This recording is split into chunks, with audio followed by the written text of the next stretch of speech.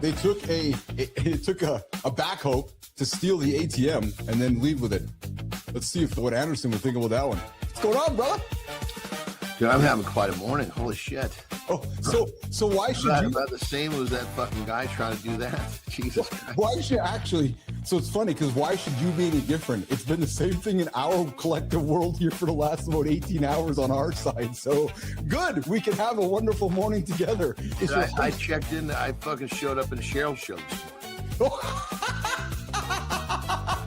It's like I'm logging in and the fucking first I get out here, I'm like, I don't feel complete. That's all I was thinking of myself. I missed something. Yeah. And I sit down, no cigar. I'm like, you fuckers. So I fucking run back to the fucking house. Yeah. God damn it.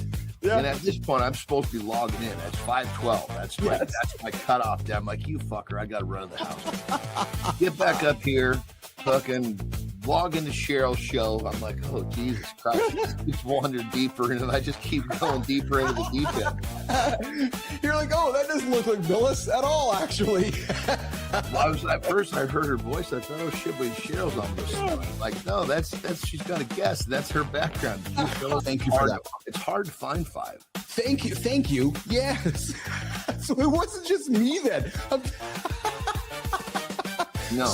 So what I did today is I bumped to 10. Rightly or wrongly, I went to 10 on the Retta, and you might cringe, but that's too far, brother. Is it? Okay. So what's going to happen, and this is the mistake that everybody has, is what happens is all of a sudden you go from feeling fucking great. Yeah. All of a sudden, like, God, I don't feel quite as well, and then you go to eat, and it's a little dip, it's a little uncomfortable, but it's like a boa constrictor. Yeah. Well, it's like, oh, look at this cool fucking snake. This is Wait a minute, I'm having trouble breathing. It happens so fucking slow. Oh, yeah, okay, yeah. So the reason that I have every 5 days is because you're going to jump past your sweet spot, and we're going to have to go back. It's going to be ultimately a waste of time. Yes, so I'm with you. So this morning, not accidentally, I pushed up to 10. I got 10. I'll dial back I wanted to have this conversation with you, so I'll go back to 7.5 tomorrow. So skip tomorrow.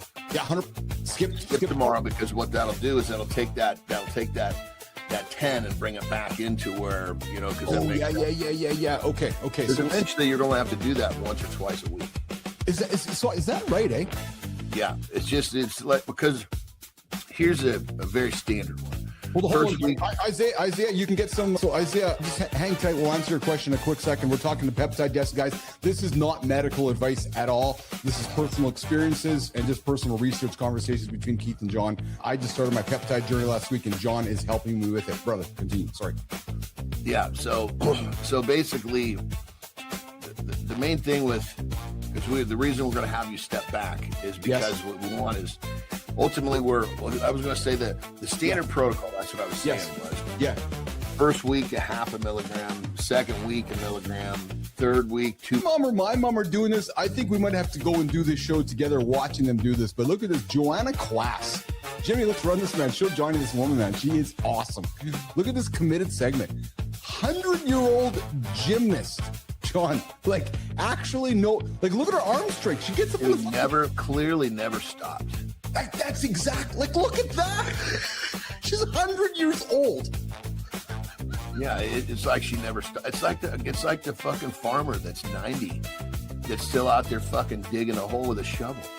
Oh, or you saw my dad. My dad's gonna be 84. If you went to my parents' yard, my dad, big 5-acre yard. My brother and I are like, Dad, you need some help? Nope. He's like the farmer. It's what he's been doing forever. And you take that away from him, they die. He's going to be fucking sitting on the couch, and you guys will be over there wiping his ass. And then they die. I'm just the moment she dismount. Look at her jump. Oh, look at that. That is impressive, man. I don't care what you say. That's impressive. There's no excuse to not do nothing. That's the lady that has won the national championship for the last 20 fucking years, because she's the only one in the 90s or in the 100s. Yes.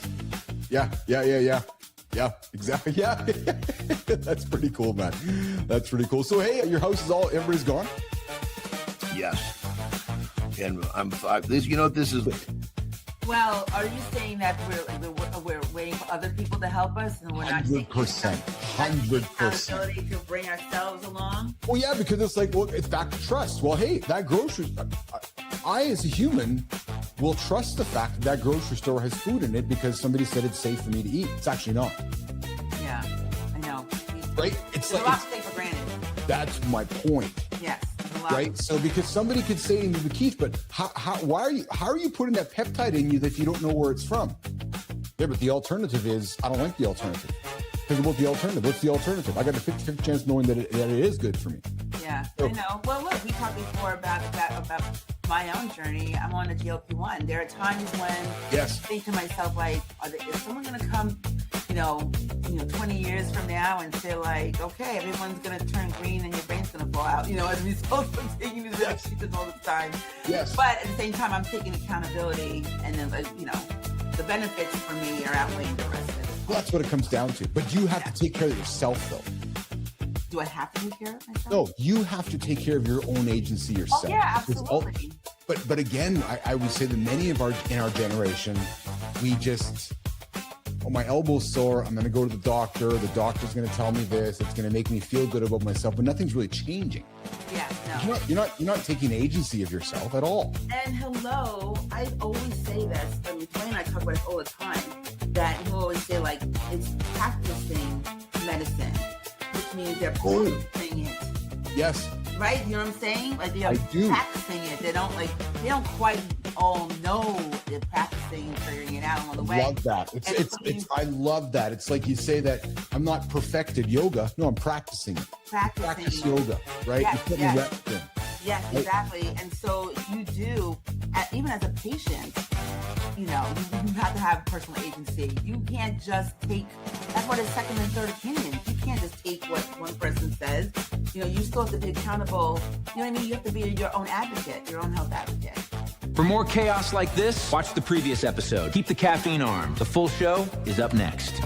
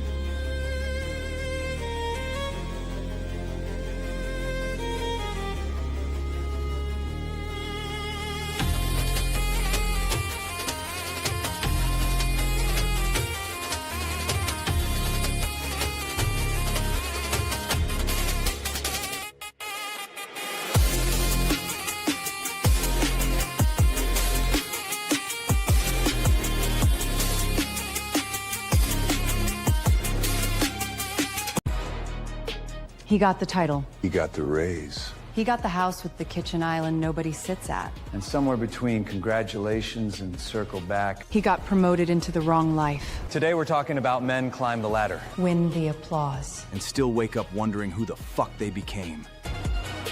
Good morning, nation. Good morning, good morning, good morning, good morning, good morning, good morning, and welcome back to Mornings in the Lab with Keith, Jon, and friends. Your live morning show for real talk, motivating content, and big conversations. We got Jimmy on the buttons, and of course, we got our very own producer, Neiman, out there making sure the words sound as good as I looked this morning. We got Dwayne and Rico doing the fucking arm wrestle for who's going to own the baby boomer token. He is toothless and proud. His name, Matt Roof. Our very own Dr. John Petrocelli, our resident bullshit professor. Brianna, you're always teaching me, man, every single Tuesday. Nation, you will not find this kind of knowledge anywhere on the planet to start your day other than Mornings in the Lab with Keith, Jon, and friends.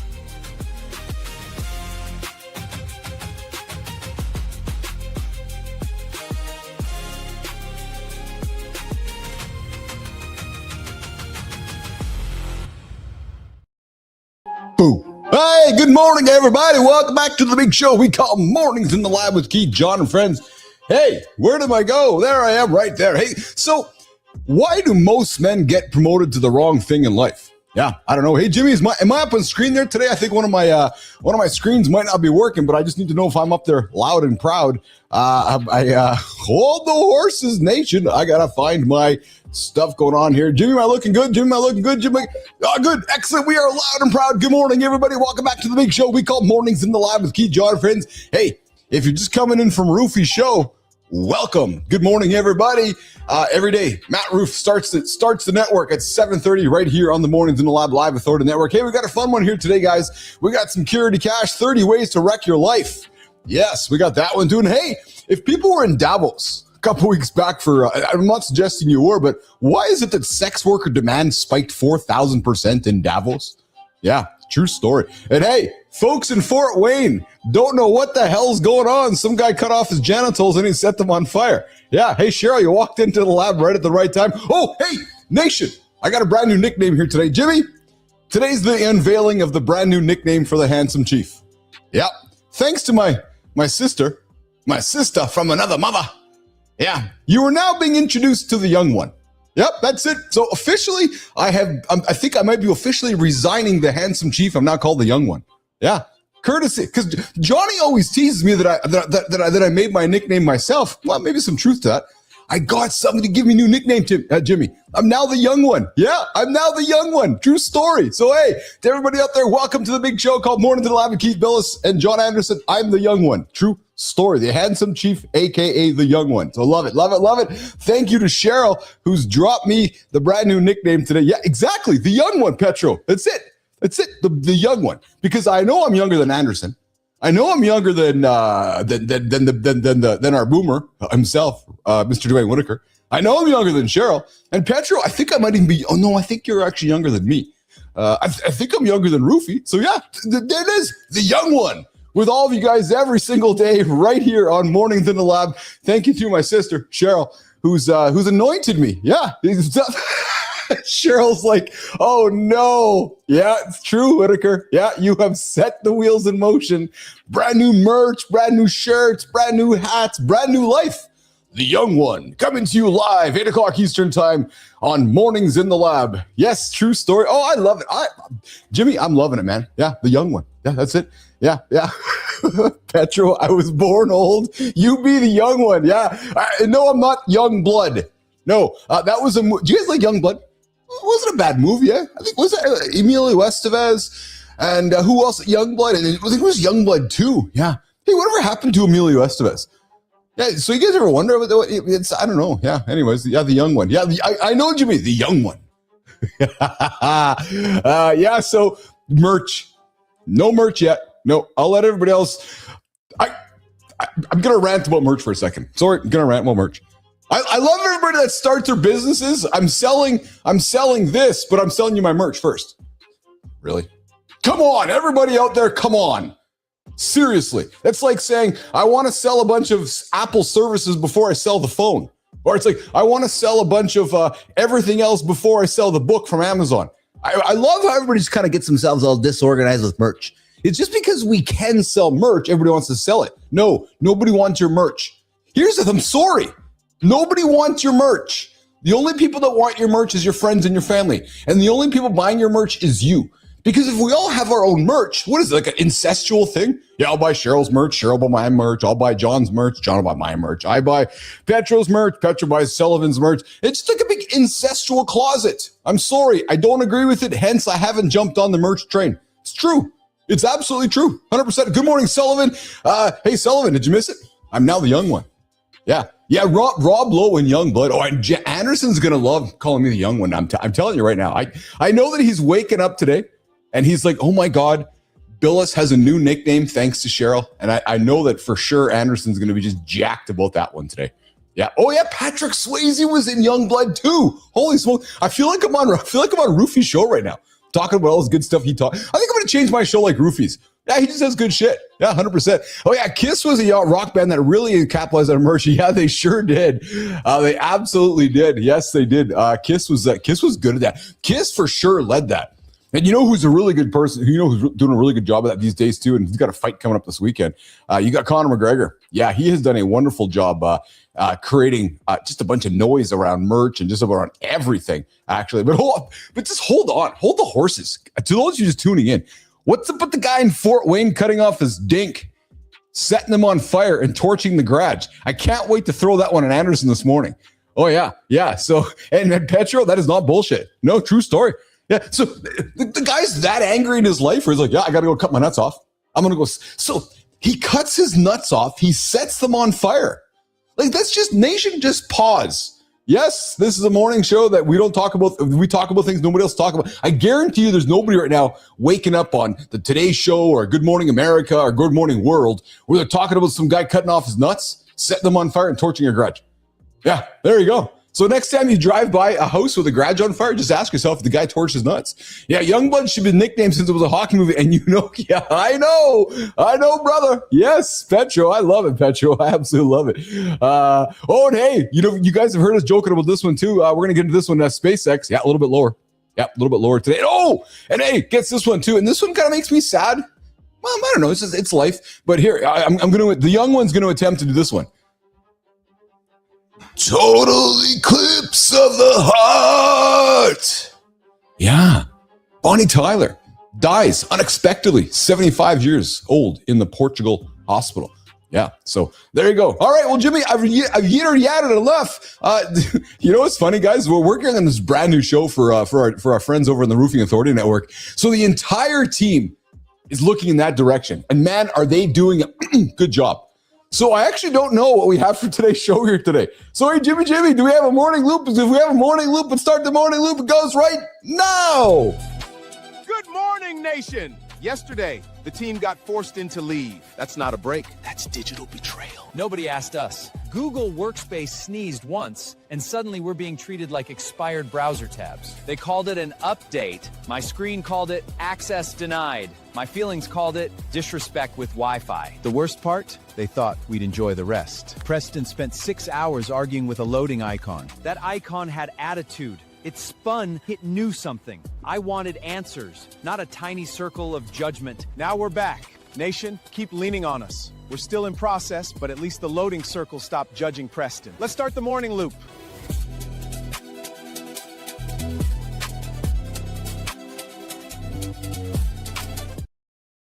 I love it. Good job, boys. Yeah, so you guys know who tune into the show regularly.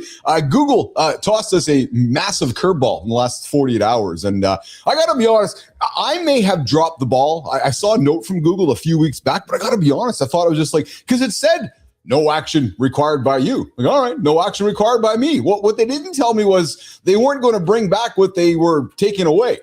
It was like, oh, we're taking this away, but there's no action by you. So if you want it, you're going to have to go find it. What? So it was an interesting situation, but hey, the team reacted. The team is awesome. And hey, I got to make an introduction to Mornings in the Live Nation. Guys, there's a new member on the team here. Her name is Mildred. Mildred has been with us for a number of months now. She is a fucking rock star, and she produces other shows for us. And you guys know we had Kai. Kai's on a different journey in life, And so Mildred is stepping in, helping us out with the show here in the morning, as well as the other shows on the network. So, guys, I welcome you all. I really want to, invite you all to say a good hello out to Mildred out in the comments there. If you guys spent any time with Cheryl's show, Mildred is the rock star behind that show over there. So, Mildred, welcome to the show. Welcome to the fucking buttons. Welcome behind the scenes. And you have no idea what you got yourself into. Yes, you have, Mildred. All right. Yeah, she might be quiet. Yeah, she's just a little bit, Jimmy, she's a little bit quiet. She has no energy. Yeah, so if you guys met Mildred, actually, I got to tell you guys a funny story with Mildred. So last week, this is truth, man. Last week, we had a show. 2 weeks ago, we had a show with Jason Hewlett, and it was a pre-recorded show. And it was supposed to go at a certain time. Well, it didn't go. And I got to be honest, I didn't notice. The customer noticed, and then Mildred sends me a note, and she's like, "Hey," I'm like, "Yeah." She goes, "Can you talk?" I'm like, "Yeah." First thing she says, and I gotta tell you guys, as a leader, what she said melted my heart. True story. First thing. I was like, and as a leader, how can you be angry or frustrated with a colleague when the first thing they walk up to you, knowing that A, they're probably scared to say it, B, they know they fucked up, C, they're going, oh my God, I'm going to get shit for it. She walked up, had her shoulders out, and she's like, I fucked up. Here's what I did about it. I was like, okay. So then I reach out to the client, and the client's like, yeah, that's awesome. So Mildred, that is a lesson in accountability and leadership right there that I'm proud to tell the whole world, man. That when you mess up, like honest to God, you walk up to the room and you say, I fucked up, you own it. And she not only did she say she fucked up, but she actually owned the whole thing. And I got to tell you, man, I have all the time in the world as a leader, as a business builder. I have all the time in the world for a human being like that. True story. So Mildred, keep up that attitude, keep up that work ethic, and welcome to the big show that we call Mornings in the Lab with Keith, Jon, and friends. Because Mildred, I will have a teammate like that on my team any day of the week, because that is called accountability. That's ownership. And man, when we started working together, I just said, wrap your arms around it, and you fucking own it, kid. You own it. And I know Cheryl's a big fan of yours, and so is everybody else. So Nation, Petro, Sullivan, good time, and everybody. Let's welcome Mildred to the team. And I hope she doesn't go anywhere. Yeah, hope she doesn't go anywhere. We're having too much fun with her. Yeah. And listen, maybe because we teased Kai too much, Kai left. Nah, Kai had some personal stuff going on, and Kai had to take some time away from Mornings in the Lab. So we are very fortunate and grateful that we have Mildred hanging out with us here on the show we call Mornings in the Lab with Keith, Jon, and friends. All right, Jimmy, let's keep the show going, my friend. Let's keep the show going, my friend. So I want to get into today. I want to get into 31 ways you can wreck your life as well. Yeah, I think that's going to be good. We're gonna shuffle things up a little bit on the fly here today. We're going to kind of come and go with a few different segments. Why? Because everybody's looking over there on the tie-in, the big roofing show we got coming out tomorrow, guys. 11 o'clock. Jimmy, what time's the show tomorrow? I think 11 o'clock Eastern time. Yeah, 11 Eastern time live. It's fuck, I don't know. 11 Eastern time, myself and John Kiesel launching a brand new show called The Tie-In on the Roofing Authority Network. Guys, we are building a roofing authority network for the $30 billion roofing industry. Did you guys know there's not a conversation platform for that industry? Actually. Good morning, Holroyd. Holroyd, I want to talk to you this morning about my Reddit journey. But guys, there's no media platform other than the stuff that's been built for the last 50 years. So you know what we're doing? We're building it. Yeah, the Roofing Authority Network launches tomorrow, the first show called The Tie-In with Jon Kiesel and myself, Keith Billis. We're going to talk about roofing like you've never seen it before. We are going to create and launch a channel like the industry has never seen before. It's going to be entertaining. It's going to be informative. It's going to move the needle. People go, what the fuck is all that? Yep, true story. Live tomorrow. Myself and Jon Kiesel, we're launching the Roofing Authority Network, what's called The Tie-In.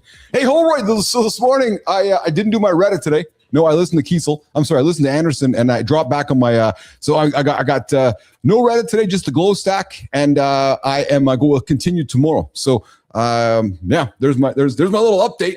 But I'll tell you something, man. I'm going to tell Anderson when I get in here. I threw my underwear on this morning, and I feel like my underwear are a little bit looser around the waist.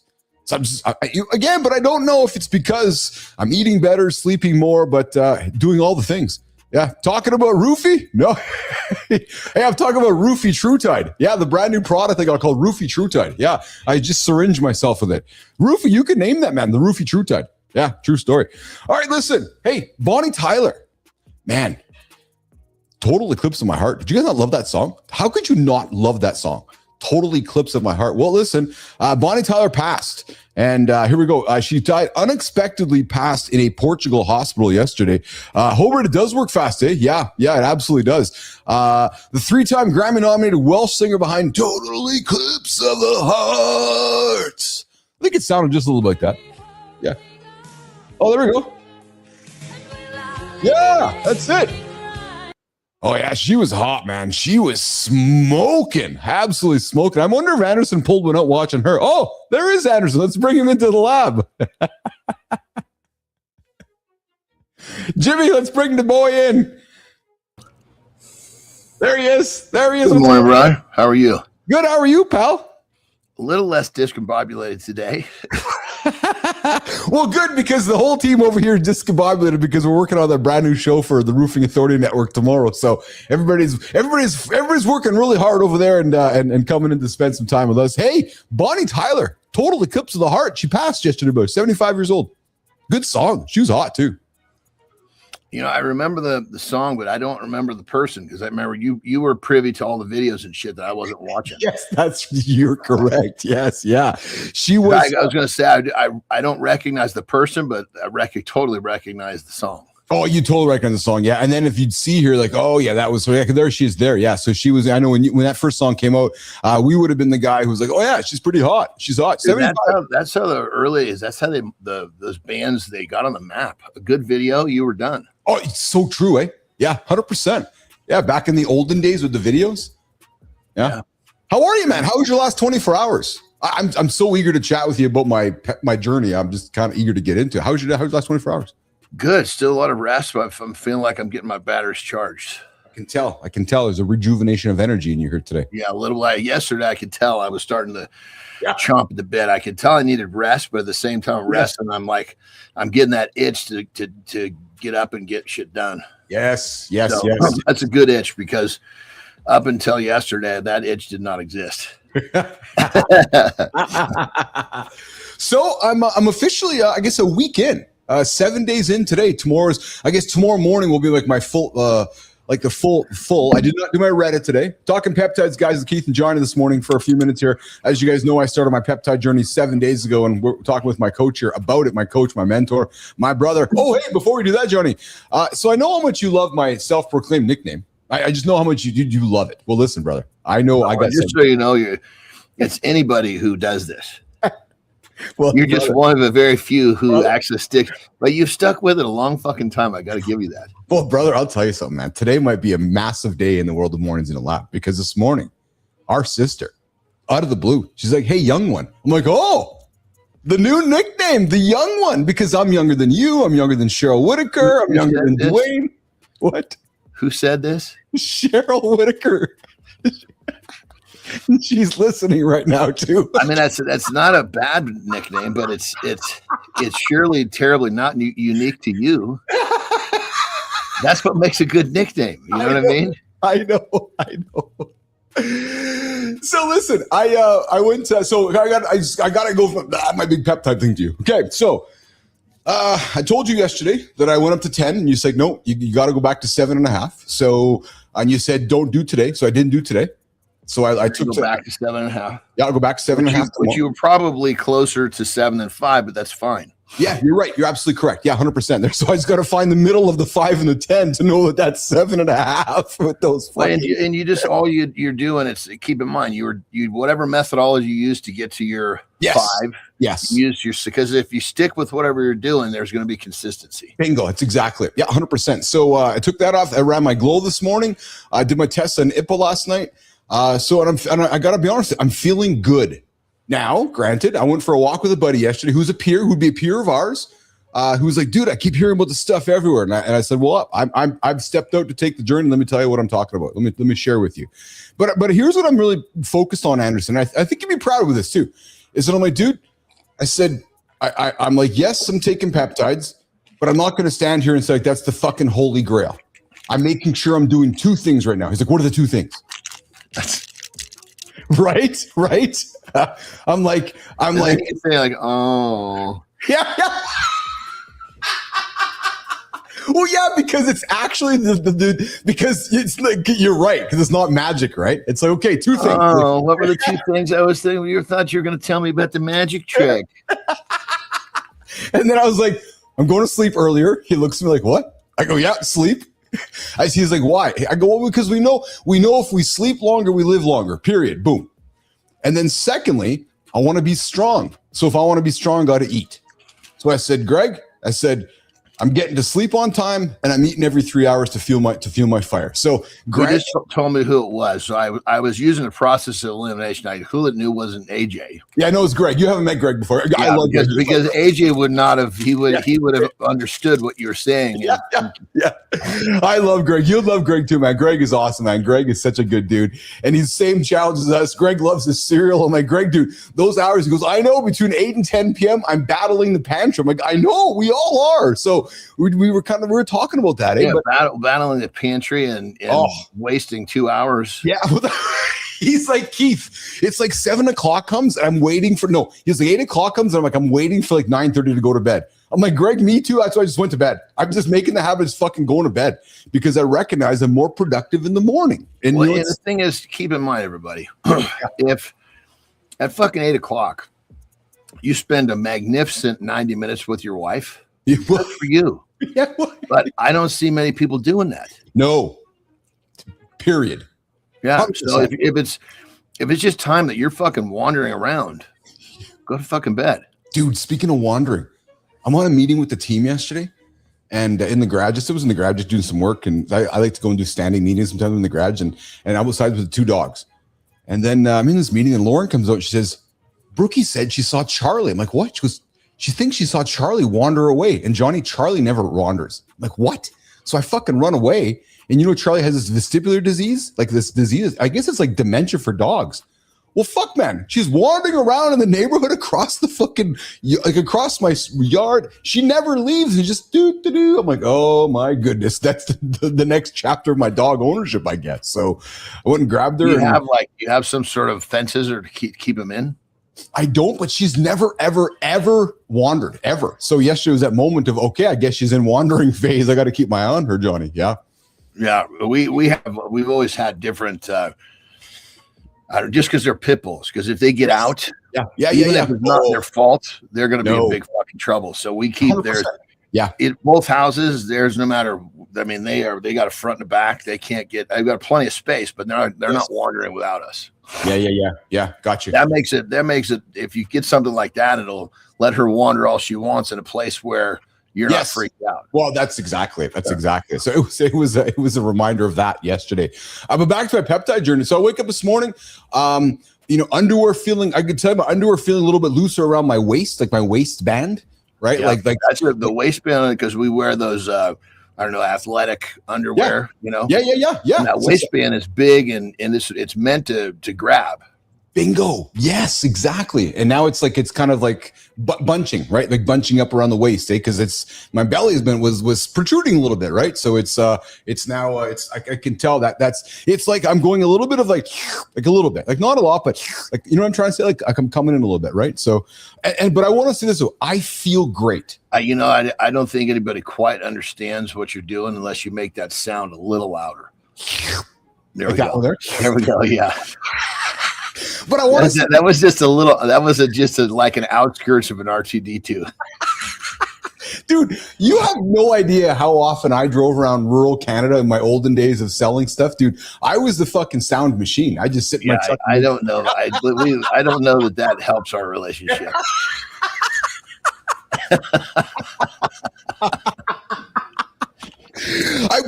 So we talk feelings often. This is like that moment where you think you got this church going girl, and then she sits down and tells you what she's been up to for the last 10 years. You're like, you know what? I don't know that this is helping us right now.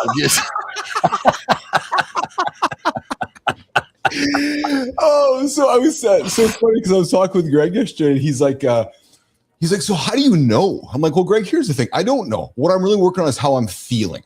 I says, because I was right. I was quite frank with him. I said, because here's the thing.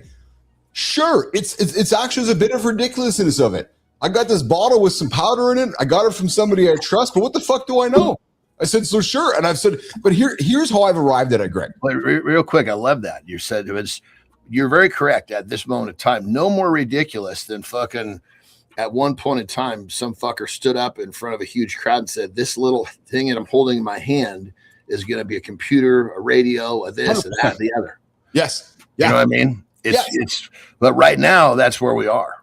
Well, and I'm really wanting to take this into the conversation of like, I'm like, it's ridiculous. Here's how I'm like, Greg, I'm taking some fucking, if you would have said to me 10 years ago, hey, Keith, here's a syringe, here's some fucking white powder, put it with some backstatic water and put it in your arm, I'd go, what are you, fucking crazy? Because but here's how I arrived. I said, Greg, here's the thing. I said, the alternatives to me aren't any more comfortable because I now know what I know about life. Here's the alternatives. I'm going to be 60 at one point. I'm going to go to my doctor at one point, and the doctor's going to say, okay, here's now the journey on for your life. You go, okay. Or I can pause today and start to take some personal ownership and agency with myself. And there's enough science and knowledge out there that I feel like I'd be regretful if I didn't at least go down the journey with my own personal agency. And I said to Greg, I'm not trying to sell you anything. I'm just trying to educate me on how I arrived at my decisions. And yes, I know it's ridiculous, but I'd rather lean into learning around ridiculous instead of going, well, fuck, I don't know if it's ridiculous or not. So, I'm sleeping more. So yeah, am I feeling better because I'm sleeping more? I don't know. Am I feeling better because I'm eating more? I don't know. But the reality is that this is another tool, and I want to try it, and I don't want to be regretful of not trying it. So that's kind of how I arrived at it. It was a really good conversation, dude. But really putting it out there, Anderson, that to me it's not a magic bullet. Like I said, Greg, sure I'll do this, but if I don't change these habits, what the fuck's the point? Yeah. I mean, when it comes down to it's like there's like you kind of described it as like you came to the point where look, this is where I am, and the discomfort of staying the same is greater than changing. Yes. So I'm going to change. Bingo. Well, because I know so, and I hate to sound so. I'm trying to find the word. We know what's going to happen. We all do. We're going to hit a certain, I said, Greg, we know what happens when we start hitting close to 60 and 65 and 70. We're supposed to, but does Greg know? I don't think Greg does, because Greg's still like, well, what do you mean? No, but you're right. And that's why I said, Greg. So that's why, I said I had that moment. I've been working up to it. And, I was like, I've been talking and researching. And then I shared with him that 2.5 hour conversation with the doctor with Huberman. And I said, look, watch this guy. He lays out all the bad, all the good, but he comes at it from all sides. I says, because Greg, there's information everywhere. So you sort through the right information. That's exactly it. 100%. That's exactly it. And then giving him the ability to sort through what he wants.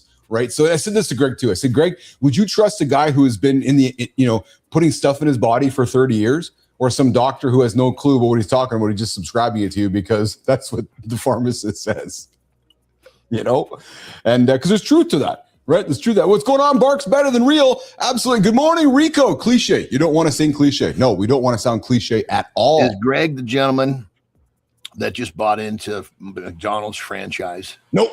That's so you just put him in his Happy Meals. So I'm a betting person, Johnny. You know about me. I'm a betting person. I will bet that there will be a time in our friendship together. I'll be saying to you, Greg is on it, 100%. Because Greg, Greg just needs. Greg is looking for historically speaking. Yes. I would say that probably over half of the people that watch you will come to you wanting help. Mm-hmm. Because all of these question marks that they have right now are curious. Yes. Yep. No, you're right. That's based upon you just saying, yes, guess what I'm doing. 100%. What happens when they're like, dude, okay, yes. First I asked why you were doing what you're doing. Now I want to know how you're doing what you're doing. So it's interesting. That's what I said to he said, so how are you going to know? I said, Greg, here's what I expect will happen over time. I expect over time, I'm going to be and feel stronger. And I expect over time, I will be and feel leaner. those are my goals to get towards. So over time, as we keep hanging out and you see me, when you ask if it's working, well, I guess the answer will be, am I feeling stronger? Am I looking stronger? And am I looking leaner? And I guess that'll be the answers, right? Well, and that's totally correct. However, I think one of the things that you got to include in that is all of this with a better quality of life. Well, so people are trying to achieve those things you're talking about, chipping away or fracturing their quality of life. Well, and I got back to, again, thank you. I got back to tier 1 with him. Sorry, I just stealing from your playbook. I'm like, Greg, I said, we can pay all the attention we want to tier 2. If we can't get tier 1 sorted out, don't even spend any time on tier 2. Right? So if you're worried about, everything about number 2 and you can't sort number 1 out, you're sleeping, you're eating, then don't even think about number 2 yet. Like, just don't even consider that. And here's the thing too that I'll tell you too that I want to make sure I'm speaking about. In the past, John, myself, I know that I'd be like, okay, I gotta get it all done right fucking now. At this age in my life, I'm like, no, this is for the next 50 years of my life. So I'm really focused on gradual changes. You know what I'm saying? Like, not trying to do 8 fucking things at once. Right. And again, we know when guys come to you like, okay, Jonai, I got to get all this done quickly. No, hold the fucking horses, man. Well, you can get a lot done quickly. Do it on level 1. Yes. Exactly. I'm all for it. Yes. Just fucking put the effort in the right spot. That's right. Good morning, Currency Indicator. What is going on, my brother? Hey, Mike is making stuff. Mindset channel. Yes, this is true. This is a mindset channel. This is Mornings Alive with Keith, John, and friends. I'm the young one, the handsome chief, and over there, that's my brother from another mother, John Anderson. We're talking some peptides. We're talking lifestyle. We're talking eating better. We're talking get to bed early. And it's funny because one of the questions Greg asked me, and I think a lot of guys ask, he goes, Keith, how does that impact your social life? I said, well, and then he says, you know what? I'm very interested where the root of that came from. But here's the thing. Well, because he's in the industry and he's got a cool job. He works with dudes that make.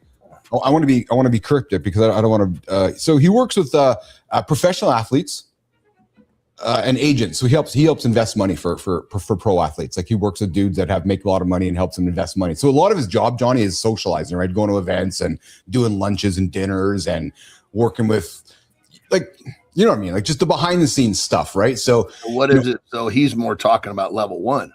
Yeah, it's exactly it. Because he's like, how do I? He was asking me. We were talking about, like, so I need to figure out how I can manage, like, some of the evening meals or some of the evening social. It's pretty fucking simple. He's got a kind of a flex schedule. Yeah, right? Well, and here, but no, he actually answered his own question, John, because he said to me, he's like, but I guess if it's important enough to me, I'm going to make it happen. I didn't say nothing. I'm like, you're right, because if it's important enough to you, you'll alter your schedule to make it. Yeah, I mean, you got to stay up late, so you schedule a nap before that fucking dinner, or maybe the nap, you realize that the nap works the day after, not the day before. I mean, there's so many different alternatives to it. It doesn't mean fucking lock yourself in the basement. It means handle these fucking things within your lifestyle. That's exactly it. And then the last thing I laughed at them about yesterday, because I said to Mr. Greg, one of the biggest things for me, I swear, walking to this journey of peptides was the syringe. Because Johnny, I'm a pussy about it. Like, seriously, I know to you, not a big deal. I says, but Greg, fuck, man, after I did it once, I was like, really? When Lauren fucking squeezes a pimple on my back, it hurts more than the fucking syringe going in my body. So I was like, dude, I'm like, this little fucking thing is a joke. I'm like, I can't even believe this thing prevented me for so long because I was a fucking pussy about it. Like, seriously, Anderson, I'm just, because I think a lot of dudes are like me. That's why I'm talking about it so openly, because first of all, to stick myself was one thing. To mentally go, okay, I'm going to do it.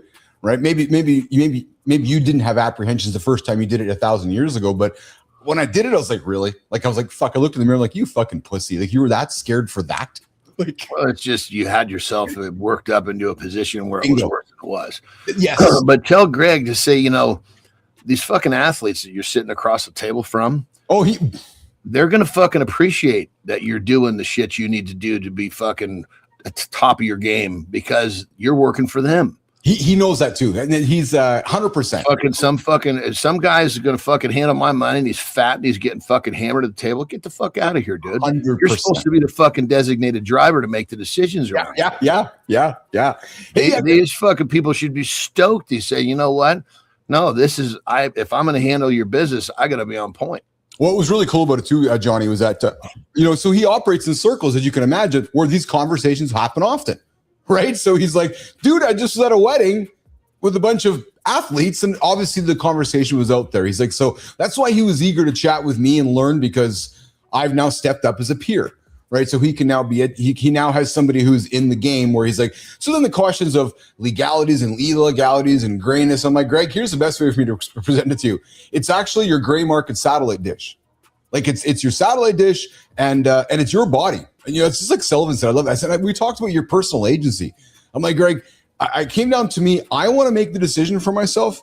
I don't want to have somebody's opinion determine the decision for myself. That's what it comes down to, right? It's because the medical board has said they've done the research, and I know research and science. I get all that, Petro. But I want to have the agency to make the decision for myself, not have somebody else. That's what it will come down to for me. So, hey, get this. 6 weeks of losing 80 minutes of sleep a night made people gain a pound and move less. Here's something else. Six weeks losing 80 minutes, you said? I just want to make sure I follow the metric. Yeah, you're right. I'm going to come back to that. Hey, Mike, I am lurking. I got a different approach, but dig the vibe. Mike, I want to hear your approach, brother. I would love to hear what you have to say. Brother. Hey, John Kiesel's in there from the tie-in. What's going on, John Kiesel? We are launching the big show tomorrow on the Roofing Authority Network with John, myself, the tie-in. We are going to disrupt and reimagine some roofing conversation. But get this one, man. Every hour of sleep you sacrifice for work is quietly working against the body you're grinding in the gym to build. Columbia University Vegas College of Physicians and Surgeons researchers found that people who cut their sleep by roughly 80 minutes nightly for 6 weeks gained an average of 1 pound. Well, you figure nighttime is where you recover, where you metabolize body fat. Everything you need is happening at night. The finding adds to evidence, and I know Petra's a big evidence fan, that short sleep drives weight gain, not just through appetite hormones, but through reduced daytime movement. And then you think about it, it makes sense, right? You're tired, you sit around, right? And dude, you're tired. Your mindset is off. You're looking for comfort, and usually in fucking food. Yes, carbohydrates are comfort, right? And that's essentially where it ends up, right? So, so here's something else, brother. Since we're talking about this often here, and I know you're not a big. So actually, here I put this on the table so you can maybe teach me. A 52-week phase 3 trial of orforglipron, brand name Foundayo, involving 1,700 adults, type 2 diabetes, found it cut. It cut weight loss. So Ozempic and Wegovy, I guess they have a brand new pill they're bringing to the market, but what's in it is called orforglipron. Have you heard about it? It's another GLP-1. Yeah, the problem with so peptides are chains of amino acids. Yeah. And they're not really designed to make it through the stomach. Yes. So, perfect example, like in the test that I ran on myself with, I'm trying to think of the best one. Probably 5-amino would be the best one. Okay. So we're talking about like a quarter of a milligram as a sub-Q. Yes. Is a pretty good dose for a starter. Okay. Versus you could take, 100 milligrams orally to try to have the same effect. Oh, interesting. Yeah, interesting. Dude, but here I said a quarter of a milligram. Yes. Versus 100. Dude. So I don't know what that fucking percentage, but that's a pretty large spread. That doesn't make it through the stomach. That's a massive spread. Yeah. Mike is making stuff, says, I see the benefit of the optimization of body. Nobody argues that. I tune the mind to resourcefulness and the body to sustain even in scarcity. Like I said, different angle. Hey, Mike, I don't think you're actually off base on this one, because I know Keith and John are very much into mindfulness as well. And John's a massive mindfulness person. And he would argue that, success starts in the mind. So, Mike, I don't think we're probably too far off in your thought process, and probably what is this? I tune the mind to resourcefulness. Resourcefulness, yeah, and the body to sustain even in scarcity. So, Mike, we'd love to hear you expand upon that, brother. We'd love to hear what you have to say. Good morning, babes. Good morning, Lauren. I'd love to see you out there. Hey, Jimmy, let's throw some committed on the stage, man. Never underestimate yourself. Right? right? Too many times we say to ourselves, I'm not that good. Well, dude, yesterday I had a 100-year-old lady who got on the balance beam. Nation, check out this 80-year-old woman busting at Johnny. Like, look at her go, man. Like, to your point yesterday, she's never stopped. Dude, down in Mexico. Yeah. I mean, most of these fuckers go down there. Yes. Because they got what I would consider a little bit of money. But to them, it's enough to go retire because all they want to do is get away from the life that they fucking created for themselves. Yes. And good for them. They're fucking happy. Like people say to me, "Oh, when are you going to be a full-timer?" I always say, never. What do you mean never? Because I enjoy what I'm doing. Yes. You know? Yes. It's kind of funny. They look at me like a dog. Their head kind of tips like, well, what do you mean? You didn't have a job with good benefits? What happened? But anyway, but the point is, and I say fuckers in a loving way, meaning 100%. Go get it. Yeah. Hey, it's fucking, there's a bar called Jolly Mon on Wednesday night that has, there's a bar at the brewery on Thursday. They're fucking out there drinking and fucking, and what I'm getting at is, dude, there are people in their fucking 80s still fucking getting it like that lady because they do it every week. Love it, man. Like that's living. She's living. However, shit. Yeah, fucking kicking butt, man. That's absolutely. That's. But you can see that she didn't get out of her wheelchair and start doing that. No, and that's what. That's key. What bingo, and it goes back to the decision I made in June 15th to get on this journey. It's that I want to be stronger. I want to be spry, and that doesn't happen by just sitting around. Right, Carrie absolutely loves to dance. Oh yeah, and she's a fucking great dancer. I have fun watching her dance. Yes, yeah. But I mean, usually we'll go like she knows she's very good about knowing I go to bed. So I get so fucking tired. I'm not having fun anymore. Yeah, yeah. And so usually from like 6:30 is when the band starts. So like 8 we'll go. A lot of times we'll have, depending on where we'll have a meal. But she'll dance for fucking 90 minutes. Almost dead fucking straight. That's awesome, man. Sweating. And a lot of times she knows, I'm going to stay, Yeah.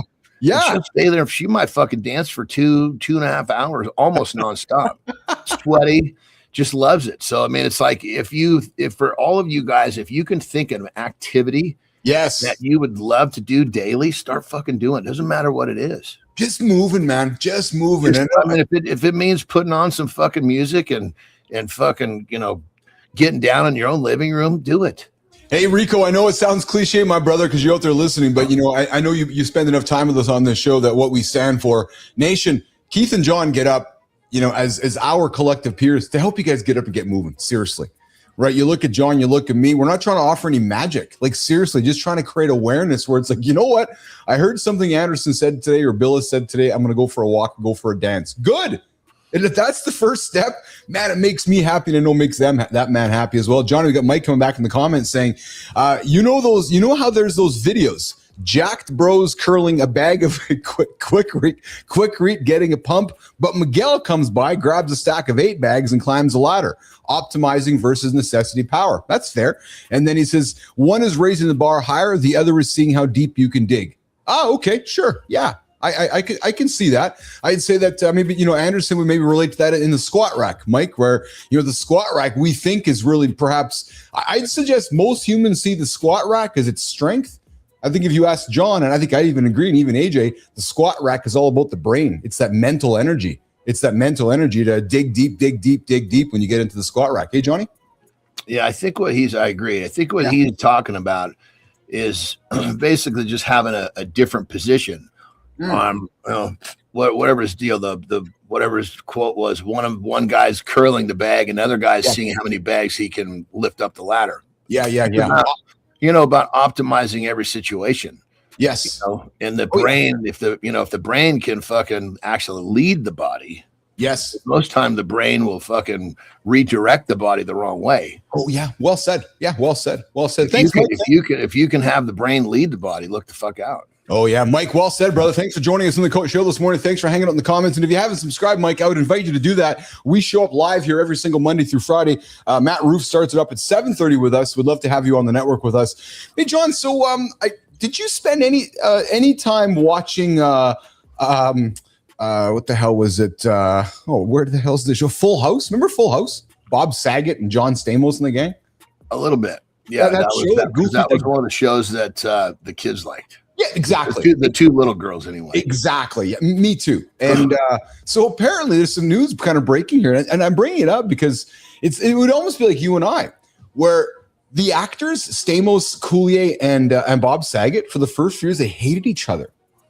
They did the show and they were like on the show to be like, okay, we're lovingly friends and being these characters, but behind the scenes, they didn't like each other. What brought them together was, I guess, in the same year, all their sisters got cancer, and it brought them together as like brothers. So I share it because they've been kind of talking about.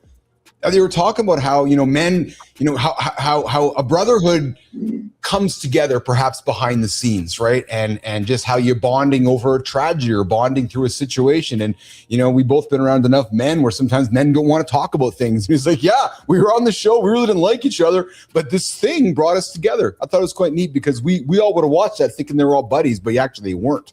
Interesting, eh? I'm very curious if you could like queue up the first episode or the first few versus 10 years later and actually feel the vibe. Oh, interesting, eh? Yeah. That's something that you probably that's like a chemistry that that you can't just, that's why some of these shows they just fucking click so well. 100%. Yeah. Well, so there was one show that clicked really well, and I think the chemistry was so good that people enjoyed it, but it was because it was a toxic chemistry. Bruce Willis and Sybil Shepherd moonlighting. I didn't watch much. Was that real? My mom loved that show. Yeah, so it's sort of mine actually, believe it or not.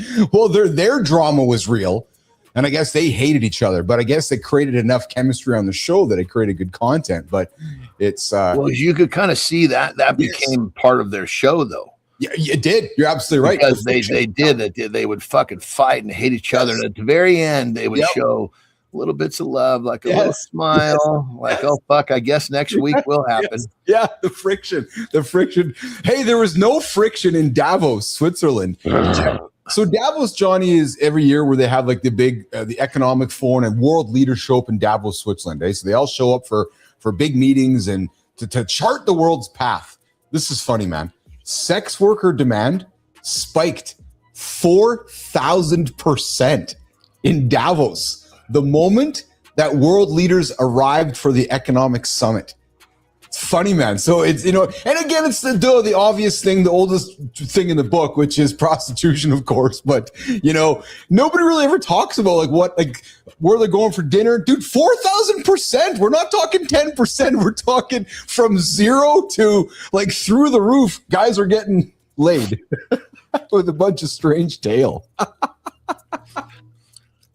And they're the guys supposed to be leading these ethical conversations. That's kind of the irony of it all, right? Well, I was going to say, the fucking sick part, I'm not saying it's these guys, but there's a whole fucking fleet of business people who go into these places, look for these fucking like preteen girls.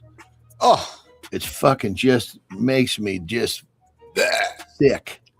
I can't even wrap my head around that. How does it do? What I want to know is how does the fucking guy get himself into a position where that somehow floats his fucking boat?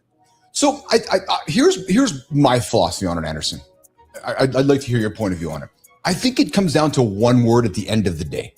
It's control, power, either or, right? Because it's and I would agree with that. And these are the moments. I'm a fucking mild-mannered dude, but these are the moments where I find some old gray bastard fucking huddled over some fucking 11-year-old.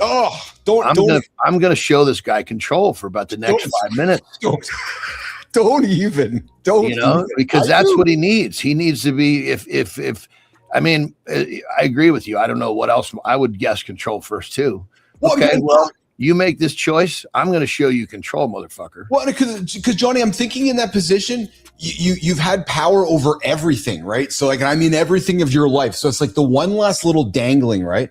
Like let's just kind of postulate about some of the bullshit with the guy with the first name E, the Epstein guy. I'll say it once, that's it. But so you think about the kind of people that are being. Wasn't that more about money than anything else? But isn't it still power though? At the end of the day, power. Right. So totally. But there's a difference between the guy that has the power that's fucking writing checks versus the guy that's fucking dipping a stick in the fucking 10-year-old. I don't disagree with you. I think for me though, they're both fucking wrong and sick. Oh, no question. But I think, Anderson, when you're in that position and everything, I suggest we probably can't understand it because we're not like, I'm thinking of the level of entitlement, the level of the world is your oyster because you have so much wealth. Nobody can ever or will ever say no to you, because if you say no, you just go somewhere else. So it's like, it's like, that's like the ultimate power. I have the power to do what I want to anything. I mean, as a man, right? Think about this. Yeah. You want to be the fucking king of the hill when you're done fucking giving somebody like, oh my God, that was amazing. That's 100%. Yes. Well, I mean, I guess it just depends on the fucking, like when I was young, in my late teens, I'm like trying to figure the shit out. I'm like, okay, these girls my age are great, but I mean, I'm surely not fucking learning anything. So I immediately started fucking, shopping up. I started looking into the fucking late 20s and 30s. But that's what I mean. I think because at that point now, but keep in mind, I remember the first time I went to a chick's house and she was in her 30s. I was fucking scared to death. I'm like, fuck, man. There's a lot of fucking experience, but that's why I was going there. You know what I mean? I do, yeah. It's the guy that's going after the 10-year-old. He's like going the other way. He's like, is he trying to be the man because there's no experience with this 11-year-old? I can't. But I mean, it's just deep rooted shit. Like, what is this guy trying to achieve? Yeah. What? Or if the guy's got kids too, if the guy's got daughters, I know. Like, what the fuck? It's fucking just, it's one of those things where you just can't understand. My brain just won't connect the dots. No, it's like a short circuit. Can't understand it. Going back to Mike. Mike says, insightful, back to the Saget conversation. Like, looking back on him, I could see Saget's off the hinges shit. Yeah, Saget was absolutely off the hinges. And let's be real. We all know Stamos is a floof. And then Petro says, well, Stamos is a floof that got more fucking pussy than any other fucking straight fucking guy if he's a floof. And he still looks pretty good today. And then Petro, you're right, man. Many of the best friends you make in life are the ones you go to battle with, not against. It is true, right? So, if you're going through battles with brothers, your sisters have cancer and stuff, that's what it's going to be like for sure. And then Mike come back and says, I can see in my mind's eye Saget popping off with some deranged shit and Coulier and Stamos clutching their pearls. Yeah. Well, those guys were goofy, so to speak. And Maddie's coming in and saying control and power, but think deeper psychological stuff. Yeah, I think Roofy's right with that one, right? Never being 100%. There's something there. Yeah. Just like a guy that doesn't have my food issues doesn't understand. 100%. Why when my stomach says screaming I'm full, and there's still a voice telling me I need to try to eat something else. Yes. Yeah. Nobody will understand it. Yeah, but very few understand it, as to where I'm sure only the fucking sickos that are banging the fucking preteens understand each other. And then we got Mike. Club I don't want to belong to. No. Mike says, everyone having different skill sets. Exploitation manifests different cunning, preys on naivety. Physicality becomes a bully. Mentally acute, prey on the ignorant, the rich on the poor. Yeah, Mike, you're bang on, brother. You're absolutely bang on. I'll tell you what's fucking bang on, and I don't even know how to wrap my head around this one. So, Nation, I was teasing this one at the beginning of the show, and I don't even know how to present this, but brother, a 36-year-old Fort Wayne guy. This is fucking crazy, man. This guy, Fort Wayne, that's a place. Where is that? It's in Fort Wayne, Indiana. Okay. He walks into a garage, however you want to say it, with a kitchen knife. He cuts off his nuts. He pours gasoline on his nuts. He throws it into the garage and lights it on fire, and then walks out. What did his nuts do?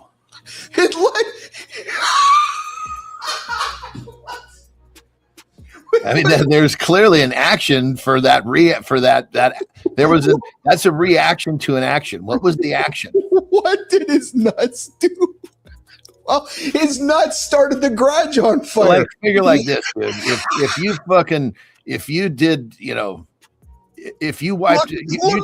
tried to wipe a booger, listen, if you tried to wipe a booger on me, my initial reaction would be to fucking slap your hand or your face, whatever was closer. That would be my reaction to your action. What did his nuts do? Mike says apparently his nuts didn't do too much. well, it should be cutting off his fucking shaft. The nuts are just fucking dangling behind. So we talk about not good decisions happening later in the night. This one happened at 2 a.m., Johnny. So the investigators, and get this, man, it didn't take him one lighter to light his nuts on fire. They recovered a gas can, 4 lighters, and a kitchen knife at the scene. And the old saying, right? The old saying is if your nuts don't touch and you're having gay, it's not gay. Well, he's probably like, God damn it, I'm straight. You're not supposed to be touching other fucking nuts. That's the last time you did this. If he cuts them off, he can have all the gay sex it's considered straight he wants because his nuts aren't touching. Well, get this, though. He initially told police that he was stabbed. But then he confessed at the hospital that he did it to himself. Well, he was stabbed by himself. I know, dude. This is. But I don't know if that would be a stab. That would be like a cut. This one here, though, if anything, I'm surprised it didn't happen in Florida because it seems like Florida has all the whack jobs. So when I saw this headline and I saw him, like, why do you cut your nuts off, dude? Remember? So I don't know if you remember this, but there was a big news story, I don't know, about 20 years ago when Lauren Bobbitt cut her husband's penis off. It was in the news. Remember that? She cut her. Yeah, I do remember that. That was a big deal there because all over National Enquirer, that's when we had like 3 channels. That's all anybody talk about was this girl cutting her husband's dick off, right? So this, yeah. And didn't he have it put back on or something? He did have it put back on, yes.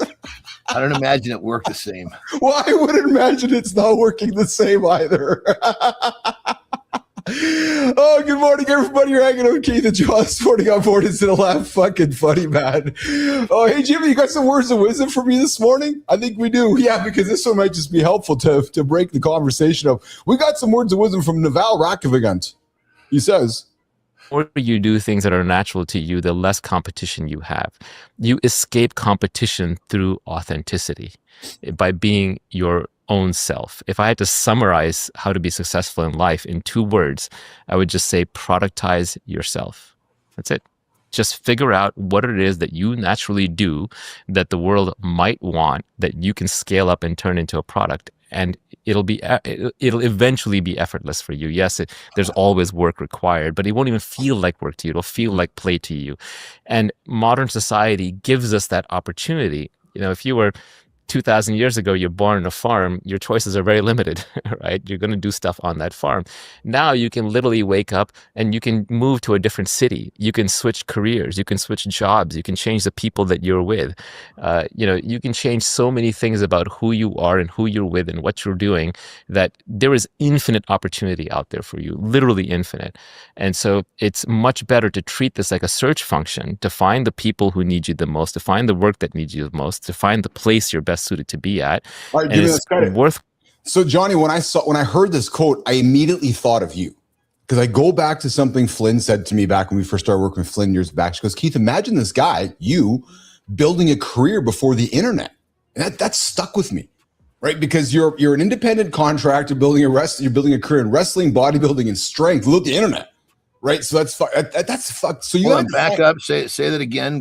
What? I didn't follow that. Say it one more time. Yeah. So you built a career very successfully before the internet. And that really stuck with me, how Flynn pulled that out to me, because, many folks today. That's what she said about me. Yeah. She said it to me. Okay. She says, fuck, Anderson's pretty. I thought you were talking about yourself, because you built one before social media. You kind of similar. I'm sorry. I'm just being a little bit self-effacing back to you. Well, I was just like, fuck, this could have been going either way. So I want to make sure I understand. But more so you, because independent contractor, like we're talking 3 things where you're not getting a job for somebody. You actually got to do it yourself. And in a world where you can just get on today's world, just become try to be famous on the internet yourself. In a world where it's analog, when I heard this quote, I was like, fuck, that's Anderson. Because you had to find a way to productize yourself, period. That's it. Like that's it. That's powerful. And in those days, I know, called fucking perform. Yes. Because if you weren't fucking on the podium, nobody saw your ass. I know. But again, John, I think once you get on the podium, what are they looking at? Yes. Yeah. But this is also a good reminder of it's okay to be yourself. Maybe it's okay to have imposter syndrome. Like it's those things we talk about on the show here, right? We need imposter. If you don't have imposter syndrome, it means you're doing the same shit you were doing yesterday. You're probably comfortable on the couch. You're probably even comfortable in like even for myself, like the 4th of July is almost like my Christmas now. Yes. Terry and I were talking. We're both a little blue, actually. Like, fuck, it's over. We don't get all of our kids together in the same spot on Christmas. We get them on 4th of July. Oh, yeah. Yeah. Oh, yeah. And so up to this point, it's almost like there's this kind of mountain that I'm climbing to, it's like, okay, the 4th is coming. I'm kicking ass. Yeah. And then I get there, kind of cruise a little bit, know that I'm cruising on purpose because this is what all the kicking ass is for. Yes. Yeah. And during that, as I'm kind of climbing, I'm kind of letting a tight grip go on the things that I'm trying to develop. Yeah. Right. Yep. And now it's like I'm in that position where I need that feeling, that feeling in my stomach of, oh shit, this will be an interesting test. That's gone right now because I haven't been doing that for the last, call it 10 days. Okay. Yeah. You want to feel hungry. I'm actually looking to get myself back into feeling some imposter syndrome. Yeah. Yes. Yeah. Well, it's funny you said because so John Kiesel sent me a text this morning. And he's like, "Dude, are you guys feeling the stress because we're launching the show tomorrow?" I'm like, "No, John, I'm living right now. Like I'm living it because it's uncomfortable for me. It's unknown. Like to me, that's living. That's experiencing new stuff. It's teaching my brain something new. It's trying new things. That to me is living. The alternative, I don't like the part where it's just the not living." So anyways, we're going to keep the show going here. Mike is making stuff, says that was a benefit in disguise. As I followed the story, not only did Bobbitt get it reattached, but then had an upgrade installed, and he went on apparently to do some .com and got fat paid. I think the guy did some porn. Actually, I think he did. And then Mike says did porn with his cut off dick. I think so. I think he got it reattached. I would imagine so many people wanted to see what it looked like after it was fixed. For some reason, I think that I don't think he needed to do porn. I think he just needed to sell pictures. Yeah, well, that's exactly we're going to do a lifestyle tip. Anderson quickly. We'll reset hour 2 in 2 seconds here, Jimmy. I just want to get to Mike's comments. Confession, opinion aside, I got ADHD. I got bored in school, dropped out. I haven't been in senior executive roles, C-suites, and none of them know. Fake it till you make it, homies. I dropped out in 10th grade, and I'm telling fucking MBAs what to do. Hey, Mike, you know what, brother? If you can deliver results, the letters behind your name don't matter. So I really got nothing but props for you, man, because you clearly are getting shit done, and you're getting shit done because you're showing results. So, all right, Jimmy, let's do a lifestyle tip, and then I think Anderson's probably got to. It's funny because Lauren's like, "Hey, so is your bowel movements changing?" I'm like, "Yeah, I'm finding myself having to go for a shit in the second hour." She goes, "Oh, you're like Anderson." I go, "Well, yeah." You're nodding at me all fucking. You're like, "Yeah, I think it's the fire's working." Yeah, I got it. If I don't get my second one before we're on, it's happening when we're on. Well, we're doing a lifestyle tip. We're going to come back with hour 2 with Keith and John on Mornings and Live with Keith, John, and friends.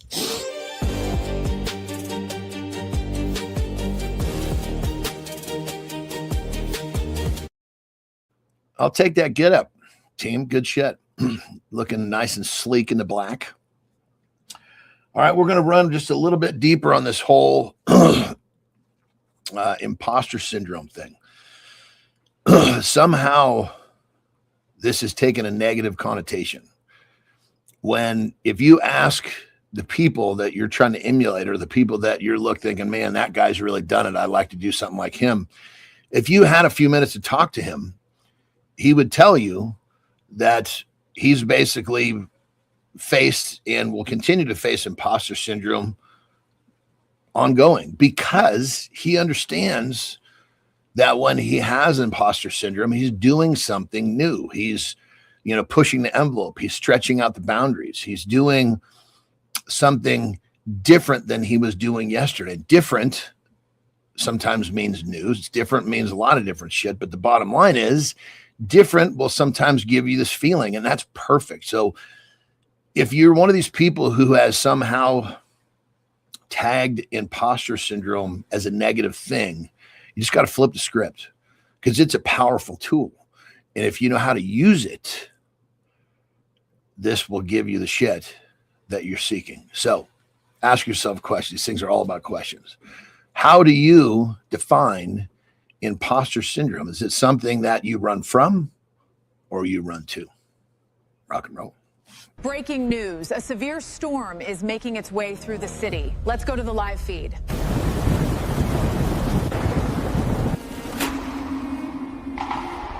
The third quarter projections appear solid. We must maintain this momentum.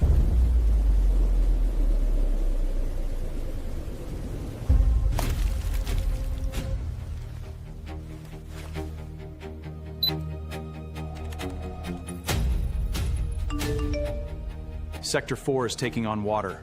Membrane is breached. Deploy the defender.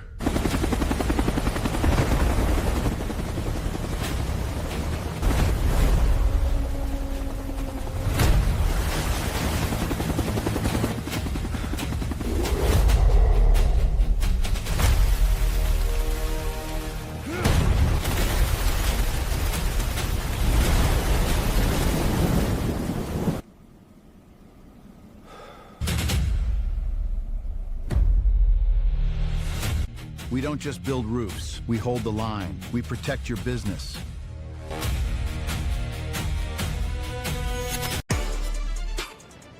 Most men don't choose the wrong life. They get promoted into it one impressive decision at a time. The title got bigger, the calendar got tighter, but the man inside the chute got harder to recognize. You thought ambition was steering. Maybe it was just other people's approval holding the wheel. A raise can reward you for becoming someone you never meant to be. The dangerous part is how good the wrong life looks from the outside. So let's ask it straight.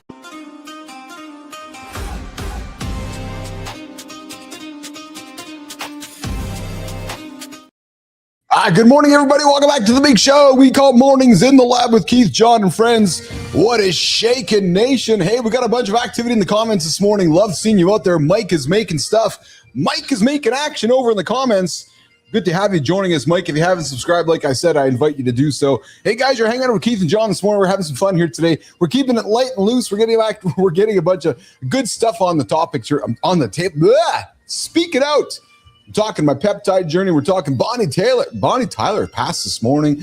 We're talking about Davos. If you went to, listen, we know the World Economic Forum happens in Davos every January. Well, apparently the prostitution industry went through the roof in Davos earlier this year as well. We also had a conversation about a dude who cut his nuts off, set him on fire, and started the garage on fire. Yeah, you can't make this conversation. You can't make this stuff up. No, and you will not find a show on the planet where we have conversations like that. So, Mike, come back so we can talk about all that kind of stuff and so much more. Coming up next, why most men get promoted to the wrong life. All that and so much more. Myself and Jon Anderson. Hey, I'm the young one.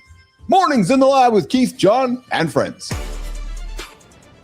Most men don't choose the wrong life. They get promoted into it one impressive decision at a time. The title got bigger, the calendar got tighter, but the man inside the chute got harder to recognize. You thought ambition was steering. Maybe it was just other people's approval holding the wheel. A raise can reward you for becoming someone you never meant to be. The dangerous part is how good the wrong life looks from the outside. So let's ask it straight. If your next promotion came tomorrow, would it move you closer to yourself or further away?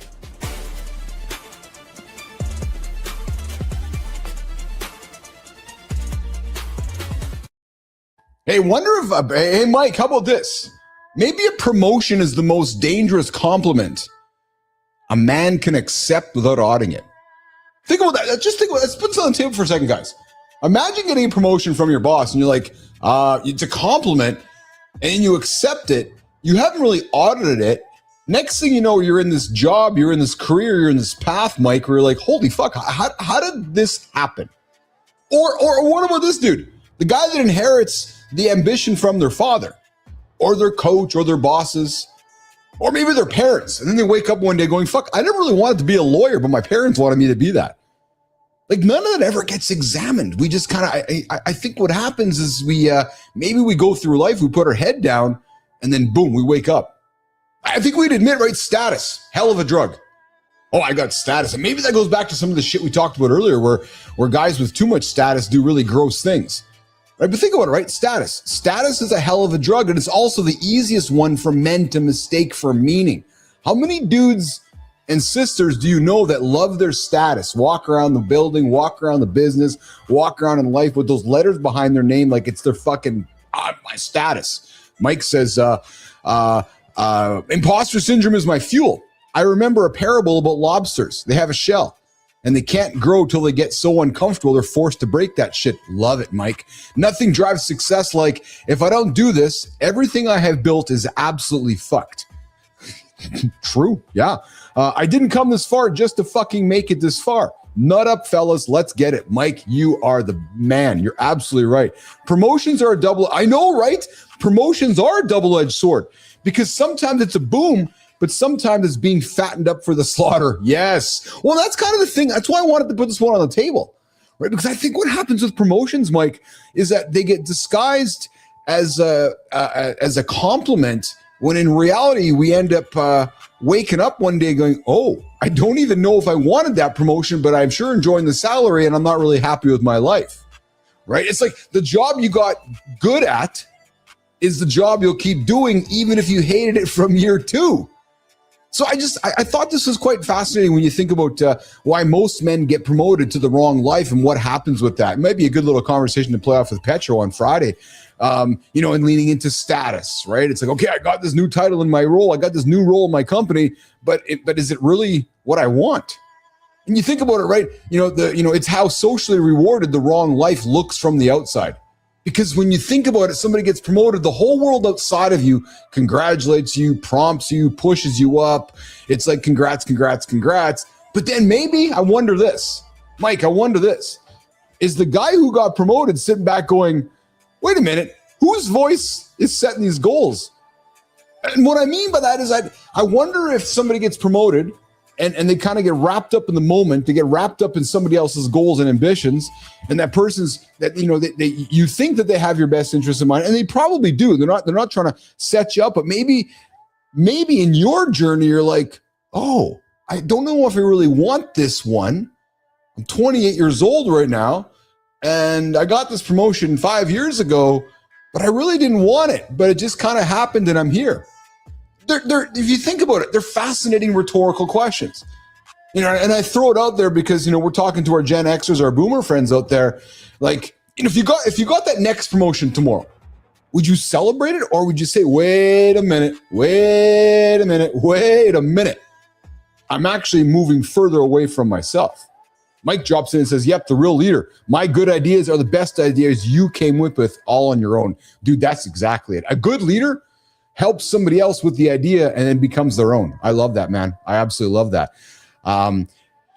So I think these are good questions. And again, what I pride myself with this show is to create awareness to have you guys, and as John likes to say, create questions, perhaps create a question in your brain, right? Put an awareness topic on the table to go, yeah, maybe you're going through your day today going, I didn't get my protein in today. Or I really don't want this promotion that somebody gave me, and I'm thinking that I don't really want it anymore, right? And maybe here's this. Promotions aren't the enemy. Maybe, hey, Jimmy, maybe it's this one. Maybe it's that unexamined promotions are. Maybe you got to take the next one only after answering one question on paper, not in your head. And the question goes like this, right? Does this title get me closer to the man I actually want, or further? And if you can't answer it in one sentence, you're probably on the wrong spot.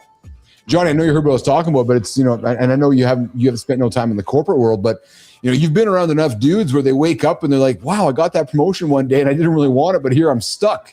It's just back to this idea of being stuck, eh? Because I think what often happens in our life is we get presented with scenarios. You and I work together, all of a sudden you get a new paycheck from me, just using an analogy, and that you keep collecting that paycheck, and then a few years from now, you're going, wait a minute, I really didn't want this fucking thing, but I'm actually, you know what I mean? And you wake up, you're 40, you're 45, you're 35, collecting this great paycheck, but you really didn't want it. I think it happens to a lot of folks, I would suggest to you. Well, they just look at the short term of the money. Yes. That check gives them in the here and the now. Yes. They're not really looking at the bigger picture. And I think that's what happens, eh? I think that's exactly what happens. So, if you think about it, even parents, if you look at this job, it pays really well. Oh, I heard that all the time growing up. You did too. You absolutely did too. It was because and then granted, that's our parents wanting to look out for our best interests, right? It's like, hey, that's a good job, pays you very well, but it's not what it's about at the end of the day, right? So Mike says, I tell my team all the time, there are leaders and there are superiors, and there are rarely ever the same fucking thing. Yeah, very well said, Mike. We all know that lady, she quietly comes in, does her job, maybe passes away someday, and you realize she was driving the whole shit quietly behind the scenes. Yeah, the quiet leaders, right? The ones that are quietly moving stuff. 100%. Hey, Jimmy, I think we got a Did You Know? This is a good one today. I want to put some Did You Know on the screen, and it's about gratitude. Jimmy, let's run it. Did you know gratitude can literally rewire your brain? Yeah, being thankful is not just soft shit, it can change how your brain responds. One study found that writing gratitude letters increased activity in brain regions tied to learning, decision-making, and empathy. And the effect lasted for months. So when people say gratitude changes you, that is not just motivational poster nonsense. Your brain can actually get better at noticing what matters. And it does not stop at the brain. Gratitude also seems to help your heart rhythm get more coherent, which can calm the nervous system and sharpen focus. Translation: when you stop living like every day is a personal attack, your body stops acting like it's under siege all the time. So gratitude is just a nice attitude. It may be one of the simplest ways to train your brain and settle your system. That's our today's Did You Know? Back to Keith and Jon.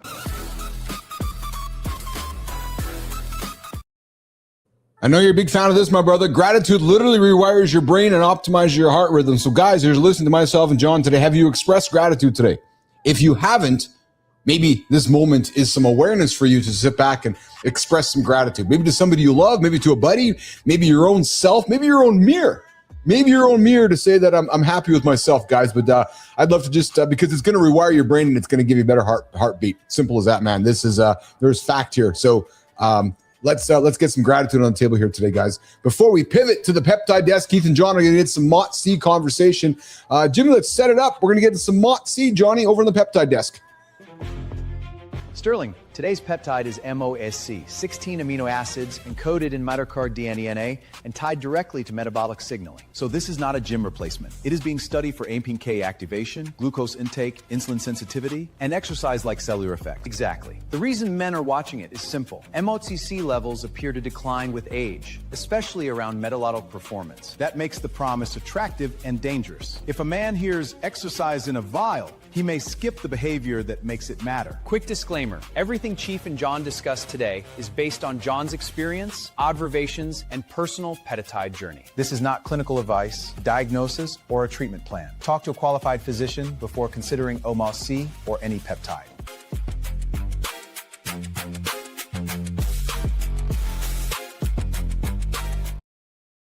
All right, Keith and Johnny are talking some MOTS-c on the Peptide desk. Before we do that, though, we got Mike is making stuff, which, to speak to his point, imposter syndrome also keeps me from being the annoying prick of a boss. I know where I come from, and I can show love to the dude sweeping. You're the man, dude. I'm with you, Mike. And he says, I know I am 3 bad decisions away from sweeping right beside your ass. Mike, you're humble, and you are right there on the floor. I can tell we would be drinking that same Kool-Aid, Mike. Lead with love. It always works. All right, MOTS-c, the Peptide desk. Johnny, I know I got a couple of vials of MOTS-c on my desk. Let's get into it. What is MOTS-c? So it's part of it's all about the mitochondria. Yes. So mitochondria it's basically the powerhouse of our cell. We're nothing but cells. So whether we lift a finger, we speak a word, we lift a weight, it's all cellular driven. Mm-hmm. So as we fuck ourselves up, live our lives the way we're really not designed to live, our programming of everything, including our mitochondria, gets kind of taken off. So let's assume that your mitochondria are operating at 70%. Well, what if we could reprogram them to a 95%? It's a 25% increase in everything you do. Yes. Yeah. Yeah. So, that's the real blunt. Now, MOTS-c is what I found in my research. Yes. Yes. That, MOTS-c for the most is going to work for most people. If your mitochondria are really jacked up, then you and keep in mind the whole sequence is the way that I'd recommend. SS31 is similar. It's like the precursor. So SS31 is like the mechanic that comes in and tunes up that mitochondria. So now it's running smooth. It's not popping and spitting. It's not smoking, right? Okay. Now you take that motor and you take it to a high performance mechanic, he puts on the supercharger, all that shit. Okay. But the best part about this phase is this mechanic also goes and looks for other mitochondrias that want to join this party. So not only are you making this one better, you're attracting others. Okay. And then now you've got the motor tuned up, supercharged, it's spinning. That's the term. It's operating higher. Yeah. Right? Yeah. But higher RPMs means more fuel. NAD plus would be considered like coming in and filling up the gas tank of the cells. Got you. Okay. That's why you have all three. I got you. Okay. So, well, probably knowing you will go SS to MOTS, probably back to SS, then to MOTS again before we do NAD. If you had an energy problem, we might be doing NAD up front. Oh, possibly. It depends on, like I have a couple and he didn't really have any energy problems. So we went SS to MOTS, working great. She was just dead dog tired all the time. So we gave her NAD right at the start, which then brought her energy levels up. Once we get her energy levels restored, then we'll go back and do, it's like, trying to tune up the motor. If you can't start the fucker because there's no fuel, it doesn't help the mechanic. Yeah. We're talking the Peptide Desk with Kaith and Jon this morning. What it is, we're talking MOTS-c, a mitochondrial-derived peptide of 16 amino acids. It's encoded in mitochondrial DNA, not nuclear DNA, discovered in 2015. Acts as a metabolic regulator that mimics many of the cellular signals that exercise produces. What it is not, guys, it's not a shortcut for the gym. It's not an FDA-approved product. It's not in pharmacy. It's not a steroid. It's not a fat burner in the supplement aisle sense. Johnny, discovery itself. You said NAD or MOTS-c? No, I'm talking MOTS-c right now. It is not. Right. It is not a steroid. It is not a fat burner in the supplements aisle sense. Like it's a peptide. Yep. The discovery itself is the story. So I found this interesting, Johnny, when I was researching this. MOTS-c was identified in 2015, relatively recent by peptide standards. The mitochondrial-derived peptide field is a genuine scientific frontier, not a marketing label. Levels drop the exercise mimetic effect with this product is preclinical. Animal models show MOTS-c improves insulin sensitivity, reduces age-related weight gain, and increases physical performance. Levels drop with age, and that matters. Some researchers now treat it as a biomarker of metabolic aging. And so I want to ask you this. How long have you taken it? And so I want to kind of get into a personal story with you. Any side effects with it? So for me, but basically when I was obviously doing all my testing and research. Yeah. So when we were talking about the fuel and the spinning faster. Yeah. So I purposely SS31 to MOTS spun it up pretty good and ran it so that I could understand what it would be like to run out of fuel per se. Okay. And so all of a sudden taking MOTS-c, instead of you go to a certain point where you're feeling great, all of a sudden you take it and you get almost like a level of fatigue. So I want to learn here a little bit because I'm maybe. So you said the lady did. So does MOTS-c help me with energy? Is that what you said? So it just depends. That's what I'm saying. That's what makes it so difficult for people. It could, yes, but it also could go the other way. I see. Okay. Because we're like for you, knowing you, it probably would do fine by itself. I get you. Okay, but the SS31 is a complement to it, which I want to just stay on. It's almost like making a. It's like we're going to take your cells and we're going to basically tune them up. We're going to basically kind of have them perform more, right? Okay. Yeah. Okay. But if the motor is not prepared to perform more, yes, what usually happens? Some sort of a breakage. Correct. Yeah. So generally speaking, MOTS is going to work on most people unless they're like just dead dog, like really fucking fatigued and tired and blah, blah, blah. Okay. The average person, it's going to work pretty well. What I'm describing is there's a certain point where you've got to do more than just try to ask that motor to be supercharged. You've got to gas it up. You got to tune it up. That's what the other two represent. Anderson, can you help me simplify this? So, for example, we know that we know that the glow stack. I thought I did. My apologies. Yeah, no. I want to pull back even further. So, because we know that like the glow stack helps with it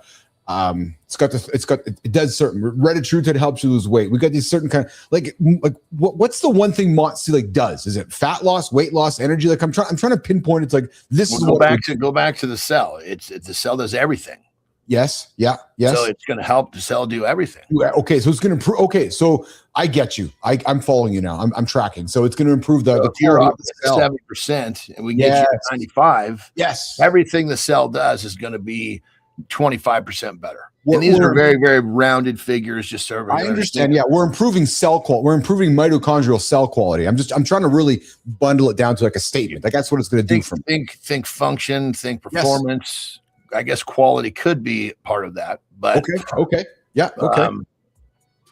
But it's we've never really in 10 years we're probably going to hear things like you need to care for yourselves, right?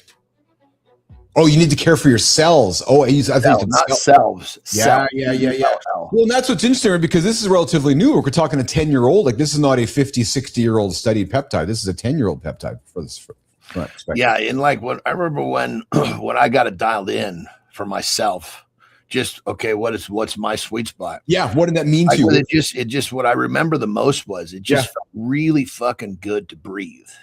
Oh, like a lot of times when I'm saying like an exercise, sometimes you start breathing, you're a little tied up, like a little, you got to break through that spot. Yes. It was all of a sudden like really quick, like, fuck, it feels good to breathe. I want to breathing deep feels good. Interesting. Mike says like pushing feels good to lean into exercise. Okay. Mike says it'd be interesting to amplify that by adding more good mitochondria while purging the broken ones. So I'm getting that. So this will help improve my mitochondria while purging the crappy ones in my body. Essentially, I'm trying to. This doesn't really purge the crappy ones. No, it doesn't. That would be a whole different deal. Then you're going into like a FOXO4. Oh, okay. Which is going to help with zombie cells. Okay. Which would be more purging the poor ones. Okay. And Mike says, yes, so many guys my age, mid-50s. Mike, you're hanging out. We're the same age, brother. Yes, so many guys my age end up punching their time clock, getting fired up, and suddenly just sending it. Shocks the system, and they fall over. Yeah, I'm not sure what you really meant by there, but so we're talking some MOTS-c. Anything that stands out, John, that somebody should know about MOTS-c that I have not put on the table here this morning?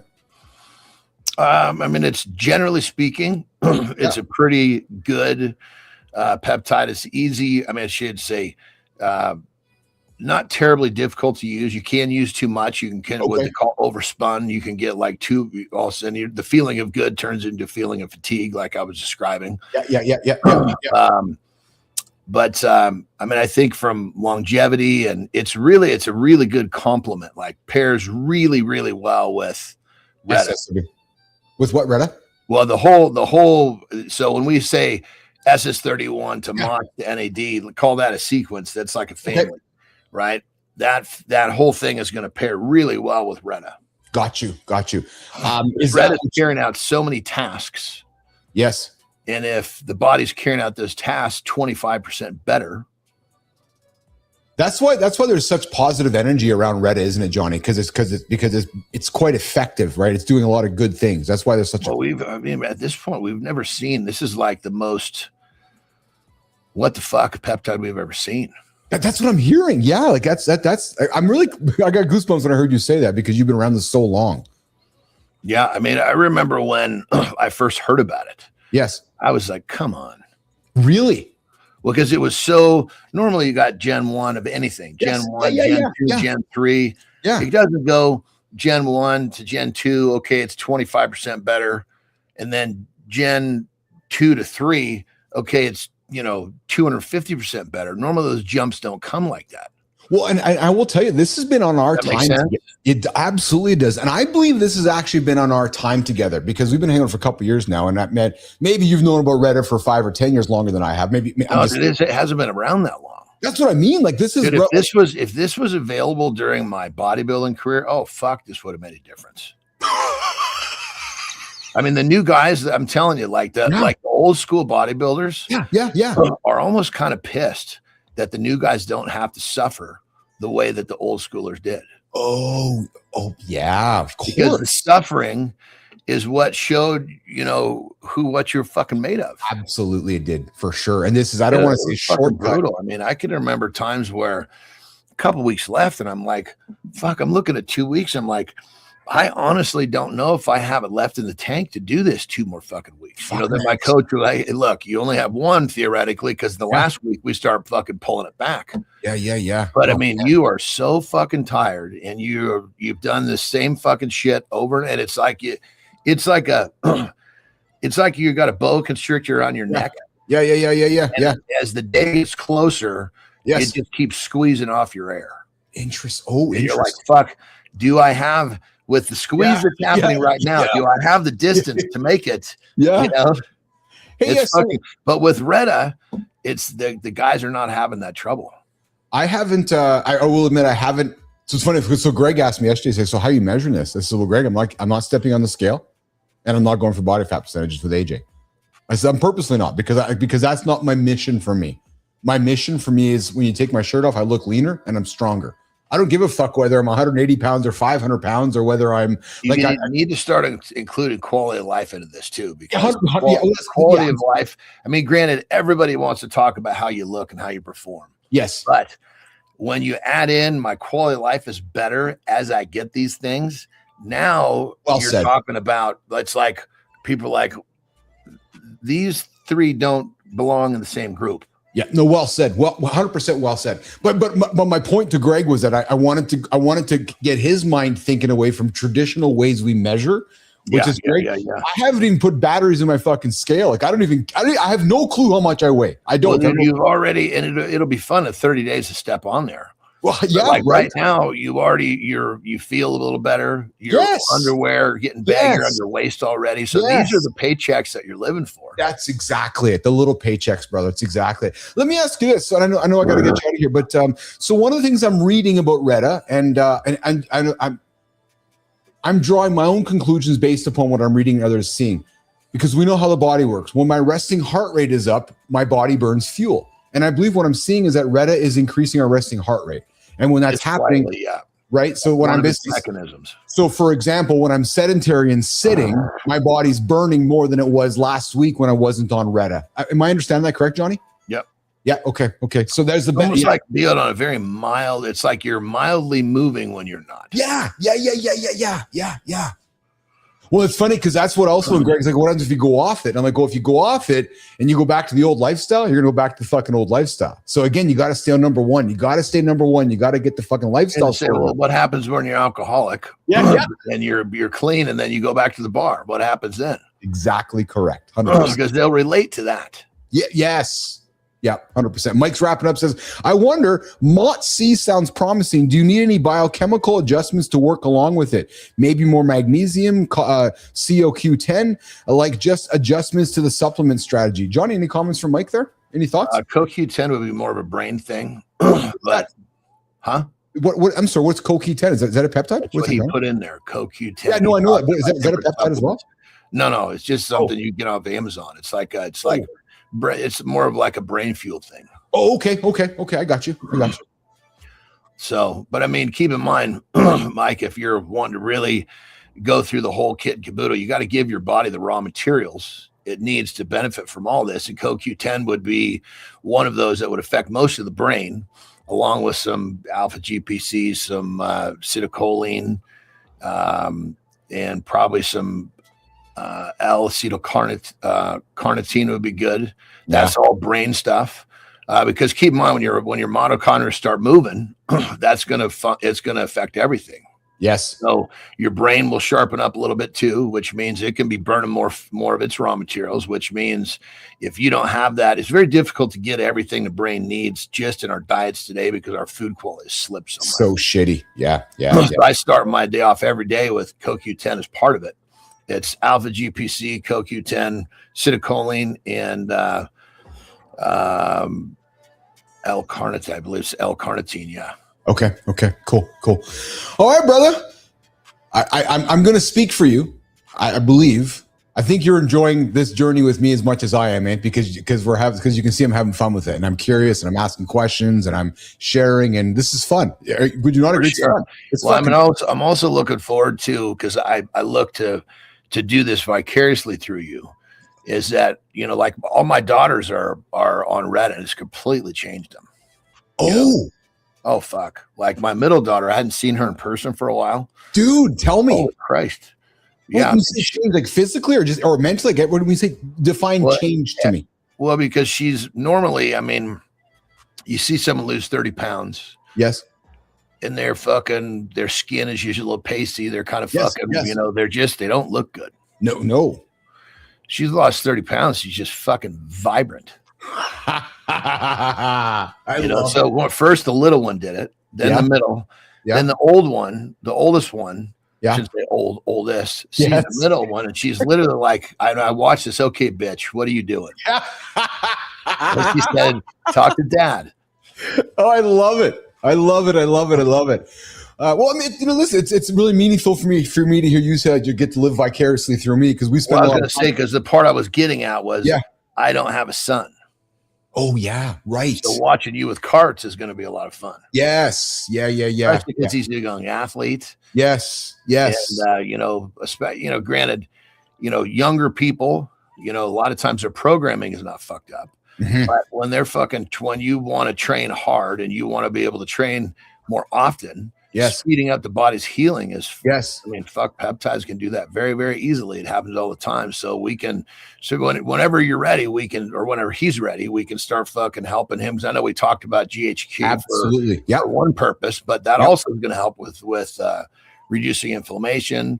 But when he's training really hard, like especially in season, because season, you just basically slowly wither away. Exactly. You build back up and then you wither away. That's exactly it. We keep him from withering away during this season. He's going to go into the playoffs, and everybody else is going to be falling apart. He's going to be, let's go. Yeah, we're thinking the same way. Yeah, well, but I'm enjoying this too, because I feel like it's just a real. A couple of things. I feel like it's a real connection for you and I. I also feel like it's a real connection for people in my peer group and for those that listen to the show. And it's a clear indication of today's world today. These conversations are happening everywhere. So if we can have a morning conversation for folks to tune in, because you notice when we talk about it, people jump in. You notice it, eh? People jump into the chats and we start talking about it. So there's clearly interest, there's questions, there's curiosity. And like I said to my brother, I said to Greg yesterday, I don't know you, man, because he's like, so who are you getting it from? Like, I'm getting it from somebody I know who's like, this is what they do. And I'm not going to talk to a doctor who has no fucking clue. So this is great shit, man. Great shit. Okay, I got to get you out of here. Ben's waiting for you. Lots of love. So much gratitude for you, my brother. So much gratitude. Thank you for helping me, okay? Absolutely, brother. That's what shit's all about. Awesome. And this just tipped the iceberg. Oh, I know. That's why I'm so fucking jacked. I said to Greg, Greg, you know me long enough. You don't want to go in on something. He goes, oh, I know. You're all in. I go, fucking right. I'm all in. This I'm excited about. So this is really cool. All right, pal. Lots of love. Get out of here. Go say hi to Ben for me, and I'll talk to you later, okay?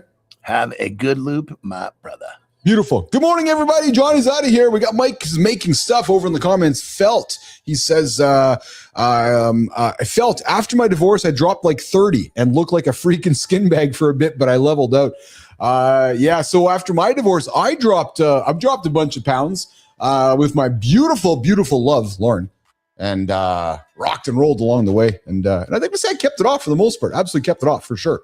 But for me, this journey is about an increased quality of life. I want to feel stronger.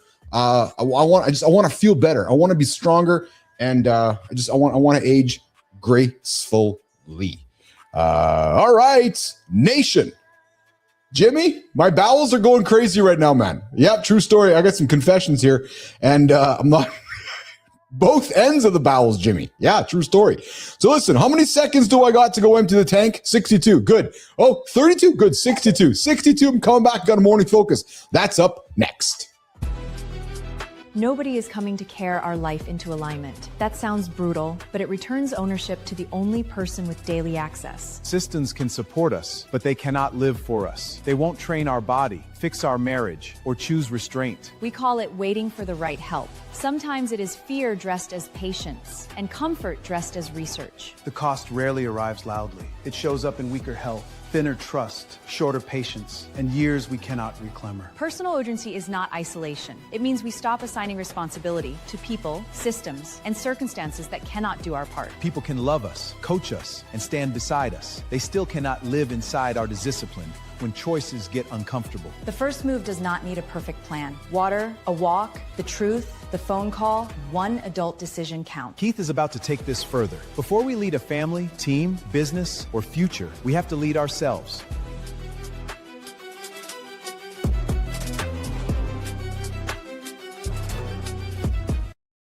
Nation, we got to stop and pause for a quick second to give all attention and all love to our new member of the Mornings in the Lab community. His name is Mike is Making Stuff. Nation, boom, boom. Mike, I appreciate you, man. I love you. I really do, and I mean that with sincerity. Not enough men out there express love and emotion, but you will find it here. He says this, great show, new sub. Yeah, baby. Oh, Mike, are you submissive? Yeah, I'm a dom. Whoop, whoop. Ah, yeah, that's the kind of shit you get here, brother. I dig the vibe 150%, man. To those elsewhere on other platforms, I hope to get to know y'all. You look like a hell of a community. Well, listen, Mike, I got some introductions to make, my brother. Below you is the name Good Time. Charlie is one of our OGs here in the lab. Charlie is a rock star. So, Charlie, I'd like to introduce you to Mike. Mike, meet Charlie. And Good Time. I'm sorry. And Mike Sullivan. You got Sullivan here. Mike, you've got a couple mics here. Sully. You got Mike is Making Stuff. Mike is Making Stuff. Good morning to Sullivan. Sullivan is also one of our OGs here. Mike is Making Stuff. I want to introduce you to Adam Holroyd. Holroyd is here as well. He's the OG. Yeah. And we also got, we got a lot of love for our resident. Hey, Mike, we got a resident bullshit professor in the lab. And I'm telling you, a actual bullshit professor. Yeah, he's the world's leading bullshit professor. Yeah, his name is Dr. Jon Petricelli. He's out of the Carolinas over there. He's with us in the lab every single Friday. He'll be here tomorrow, but he's in the comments all the time, man, and he is a fucking rock star. Tuesdays, we got Brianna Bass. We talk sex and relationships. Brianna's here as well. And I know I'm missing somebody in the comments there, so I apologize. Oh, we got Cheryl Whitaker out there as well. And we got Mike saying no back shots unless it's after 10 on Saturdays. It's 2026 and $20 is $20. Mike, you're awesome, man. I fucking love it. You're awesome. You are awesome. Mike, you are welcome. We get up and after it every single day here at 8 o'clock. 7:30, Matt Roof kicks it off. 7:30, Matt Roof kicks it off here in the member on the network. And yeah. I got a new nickname today there, Mike. It's now the Young One. All right, guys, listen. Nobody is coming to save your life. And I think that's what really got me going on this one. What's this one? This rejuvenated commitment to my life. That's what it is. This realized, reimagined commitment to my life. The next 50 years of my life. Like I said, it was middle of June, and I was like, holy shit, man. Yeah, I'm 54, going to be 55 around the corner before I know it, I'm 60. And I'm thinking to myself that, yeah, I know what the future brings.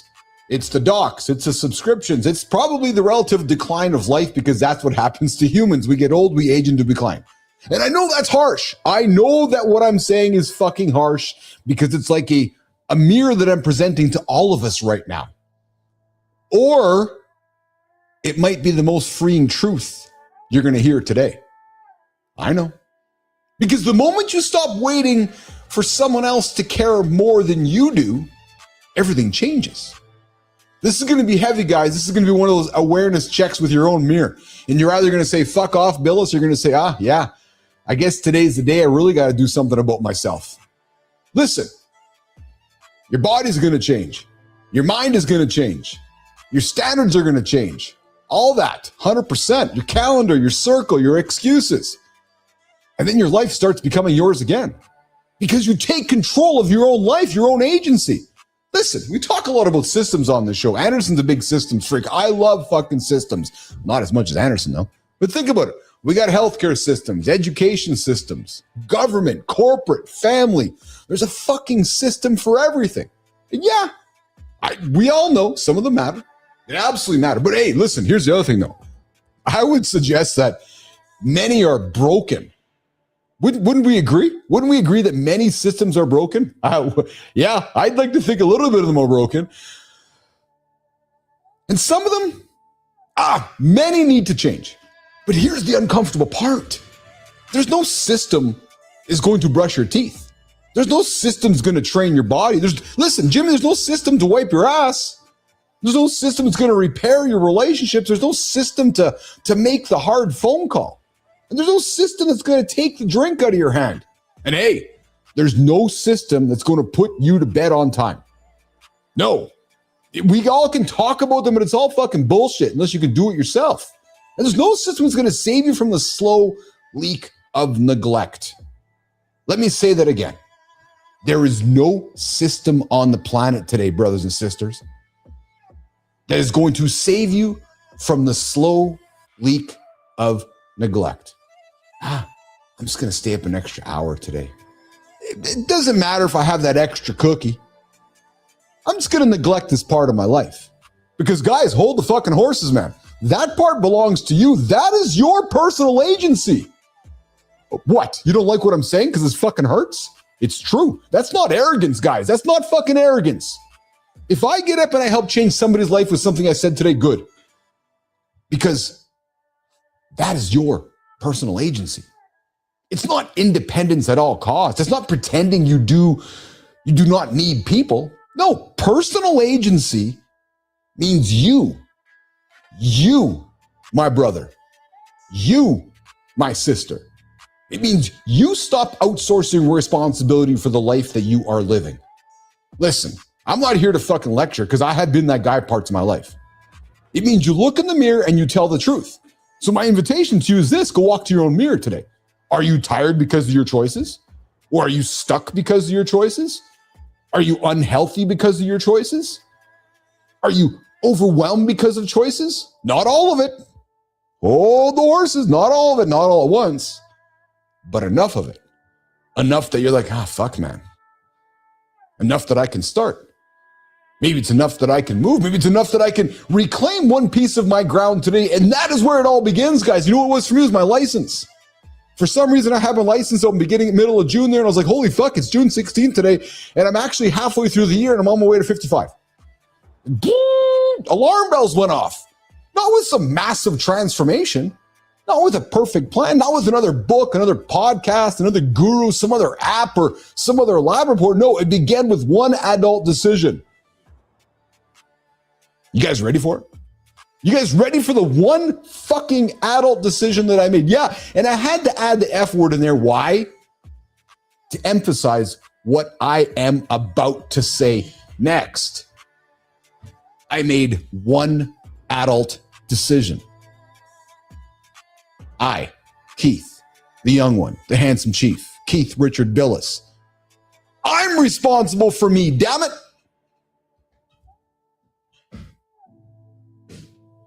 Me. Not you. Not my doctor. Not my wife. Not my kids. Not Jimmy or Melissa. Me. I am responsible for me. You are responsible for you. Let's go through the list. My energy, my responsibility. My health, my responsibility. My attitude, my responsibility. Let's just go through the whole fucking list. My habits, my healing, my future. Listen, that does not mean I do it all myself, but it means that you stop making excuses for everyone for what you refuse to face, because there is a difference. Because here's what I know. Here is what I know through my experience on life from the young one. People can support you. People can love you. People will coach you. They'll encourage you. They'll offer you advice. They're going to stand next to you. But here's the thing. You are you. You are your own decisions. They cannot live inside your discipline. They cannot want it more than you. There's they on this situation. They cannot carry your body for you. They cannot build your confidence for you. They cannot even create that purpose you desire for you. So at some point, brothers, and at some point, sisters, you have to decide that the life you have, the life you want, is the life that's worth your own effort. Do you want to get off the couch today? Do you want to hit the snooze button one more day? Are you happy feeling shitty? Because those decisions aren't soft. The decisions aren't cute. The decisions are not some motivational poster nonsense. No, that decision, that's fucking war. And it's a war that can drift, a war against, the hated A word, apathy. A war against comfort, a war against the version of you that keeps negotiating with that potential that you think you have, but you're like, no. Because most people are not destroyed in one dramatic moment. Look around you. Most people, we get worn down slowly. Did you skip your workout today? Did you go for your walk today? Because if you missed your walk today, you're missing it tomorrow.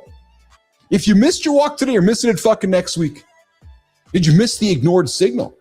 Or you swallowed one resentment. Maybe you had a late night or a bad meal, or you avoided a conversation. It's just one quiet surrender of neglect at a time. And then we all wake up years later wondering what the fuck happened? Where did it all go? And here's what I don't want. I know what's coming. I do not want that for me.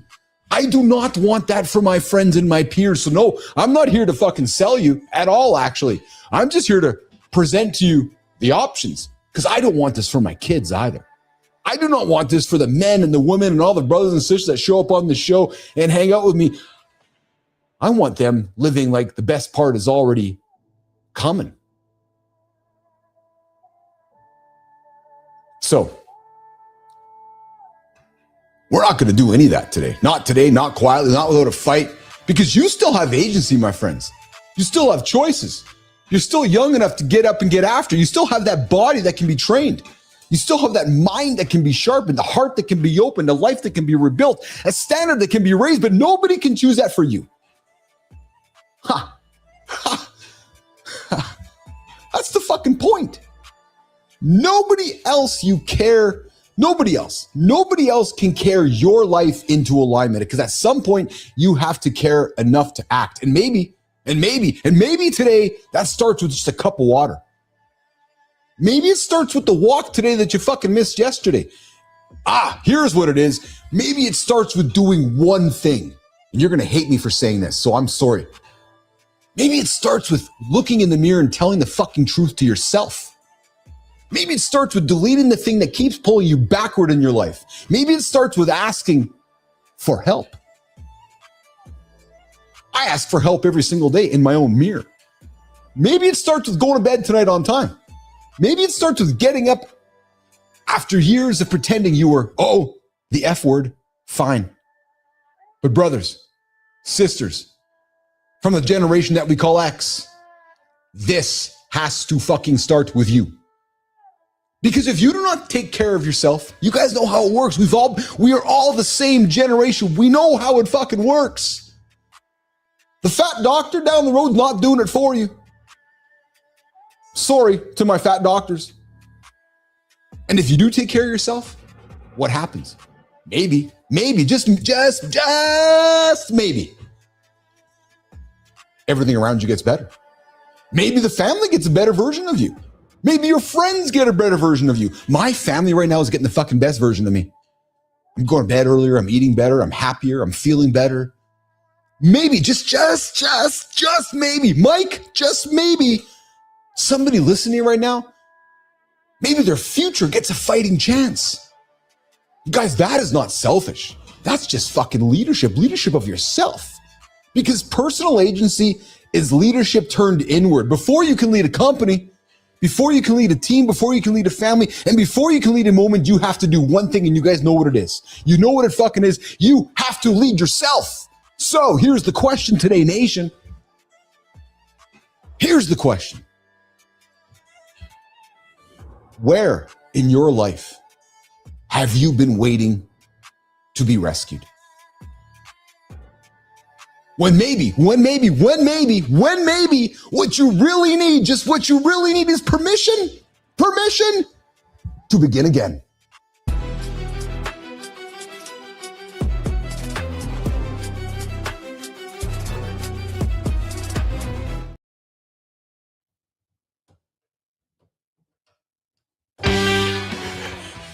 I missed my button. I was just too jacked up for the monologue. Woo, baby! I'm sorry. I'm sorry. I had to get something off my chest. I did. This has been a game changer for me. I had to get it off my chest and share my vision of the future with you guys. It all starts in your own mirror here today, guys. It all starts in your own fucking mirror. That's the best way I can say it. Best way I can say it. I got Mike come back with the comments. Amen. If you're down, you still have legs, arms, and a heart. If you're beat down, maybe, but you're still here. Stand up and tell life hits you like a bitch. You're bang on. Mike, we've had so many great guests on our show that have climbed Everest, have done crazy things with beating cancer and doing so much awesome stuff, man. You are nailing it because you're right, Mike. When it's all over, make them stand around your coffin wondering what the fuck you made it as far as you did. I love it. Yep, I can lift you upright, but I can't make your muscles tense. I can't make you stay standing. That's you. Mike's got it all, man. People will be able to win. Sure, you were the only motherfucker that decides you lost. 100%. Charlie says, heck yeah. Good time. Sullivan says, fat dog down the road has to invest in a coach to maximize his busy schedule for exercise. 100%. We got Mike coming back saying other people do better than me. They won. Congratulations. You know what? I still haven't lost. There's one day I will lose and one that I won't be here to give a damn about. True story. Sullivan, yet another great monologue. Thank you, brother. How much was the gym part? I got the bill. I think it was $150. But here's the thing, Charlie. I missed. So the guy called me yesterday. I missed him. And the voicemail is 14559. So Charlie, I don't know if it's $1,455.9 or if it's $150. So I'm going to learn that today. So ask me tomorrow or send me a text today. But I love your thinking about it. But guess what, Charlie? I used it today, so I'm pretty happy. Yeah. So I'm thinking it's only $150. But there's still a massive learning lesson from that whole situation. At least it wasn't at $1,500, Charlie, or it wasn't $4,000 is what I had concerns about. So. All right, guys, listen, I got to get out of here and get to work. This is not work. This is the fun part of the day. Yes, this is some toddler shit. It's this many. Charlie, you're right, man. It's fixed, and that's the part that matters. Hey, Mike, I just want to talk to you directly, man. Listen, the community hears this often from you, so I'm speaking to you directly, brother. You have a choice, and I'm not sure how you found us, but you stumbled on us. And once you stumbled upon us and you heard us talking, you stuck around. And for that, as a human, as a brother, I just want to sincerely, and I mean this fucking sincerely, thank you. When I decided to do this show, I didn't know if people want to hang out and show up with me, but you guys do. And you have a choice, Mike. And you chose to come here, or you found us, and you chose to stick around. And that is so meaningful, and that's how we build great things together. So I just really want to sincerely say, again, pause and say thank you to you, because we're building the show one at a time, man. One brother and one sister at a time. There was a day, Mike, when there was just good time here, and there was just Sullivan here, and there was just Hole right here. So again, you got choices. You chose to spend your time with us, and your time is valuable, my brother. I know it's valuable. So the fact you're spending it with me this morning, man, it's hard for people that aren't on this side. It's hard to kind of express the feelings of gratitude when people choose to spend time with you. I really can't describe it except just try to use words to express my sincerity and love for that. So thank you, guys. And yeah, Charlie's right. So Mike, I got to tell you, my motivation, I want to buy a plane. And I'm not trying to buy like the Qatari Air Force One. I'm looking for like a little plane just so I can go pick up Charlie, because Keith and Charlie are going to go for a tour around the United States. They're playing in our dogs. I'm heading off to Connecticut when I get my plane. I'm thinking like a G5, Charlie. I like it. Charlie, I'm not thinking about a Cessna. I like a G5.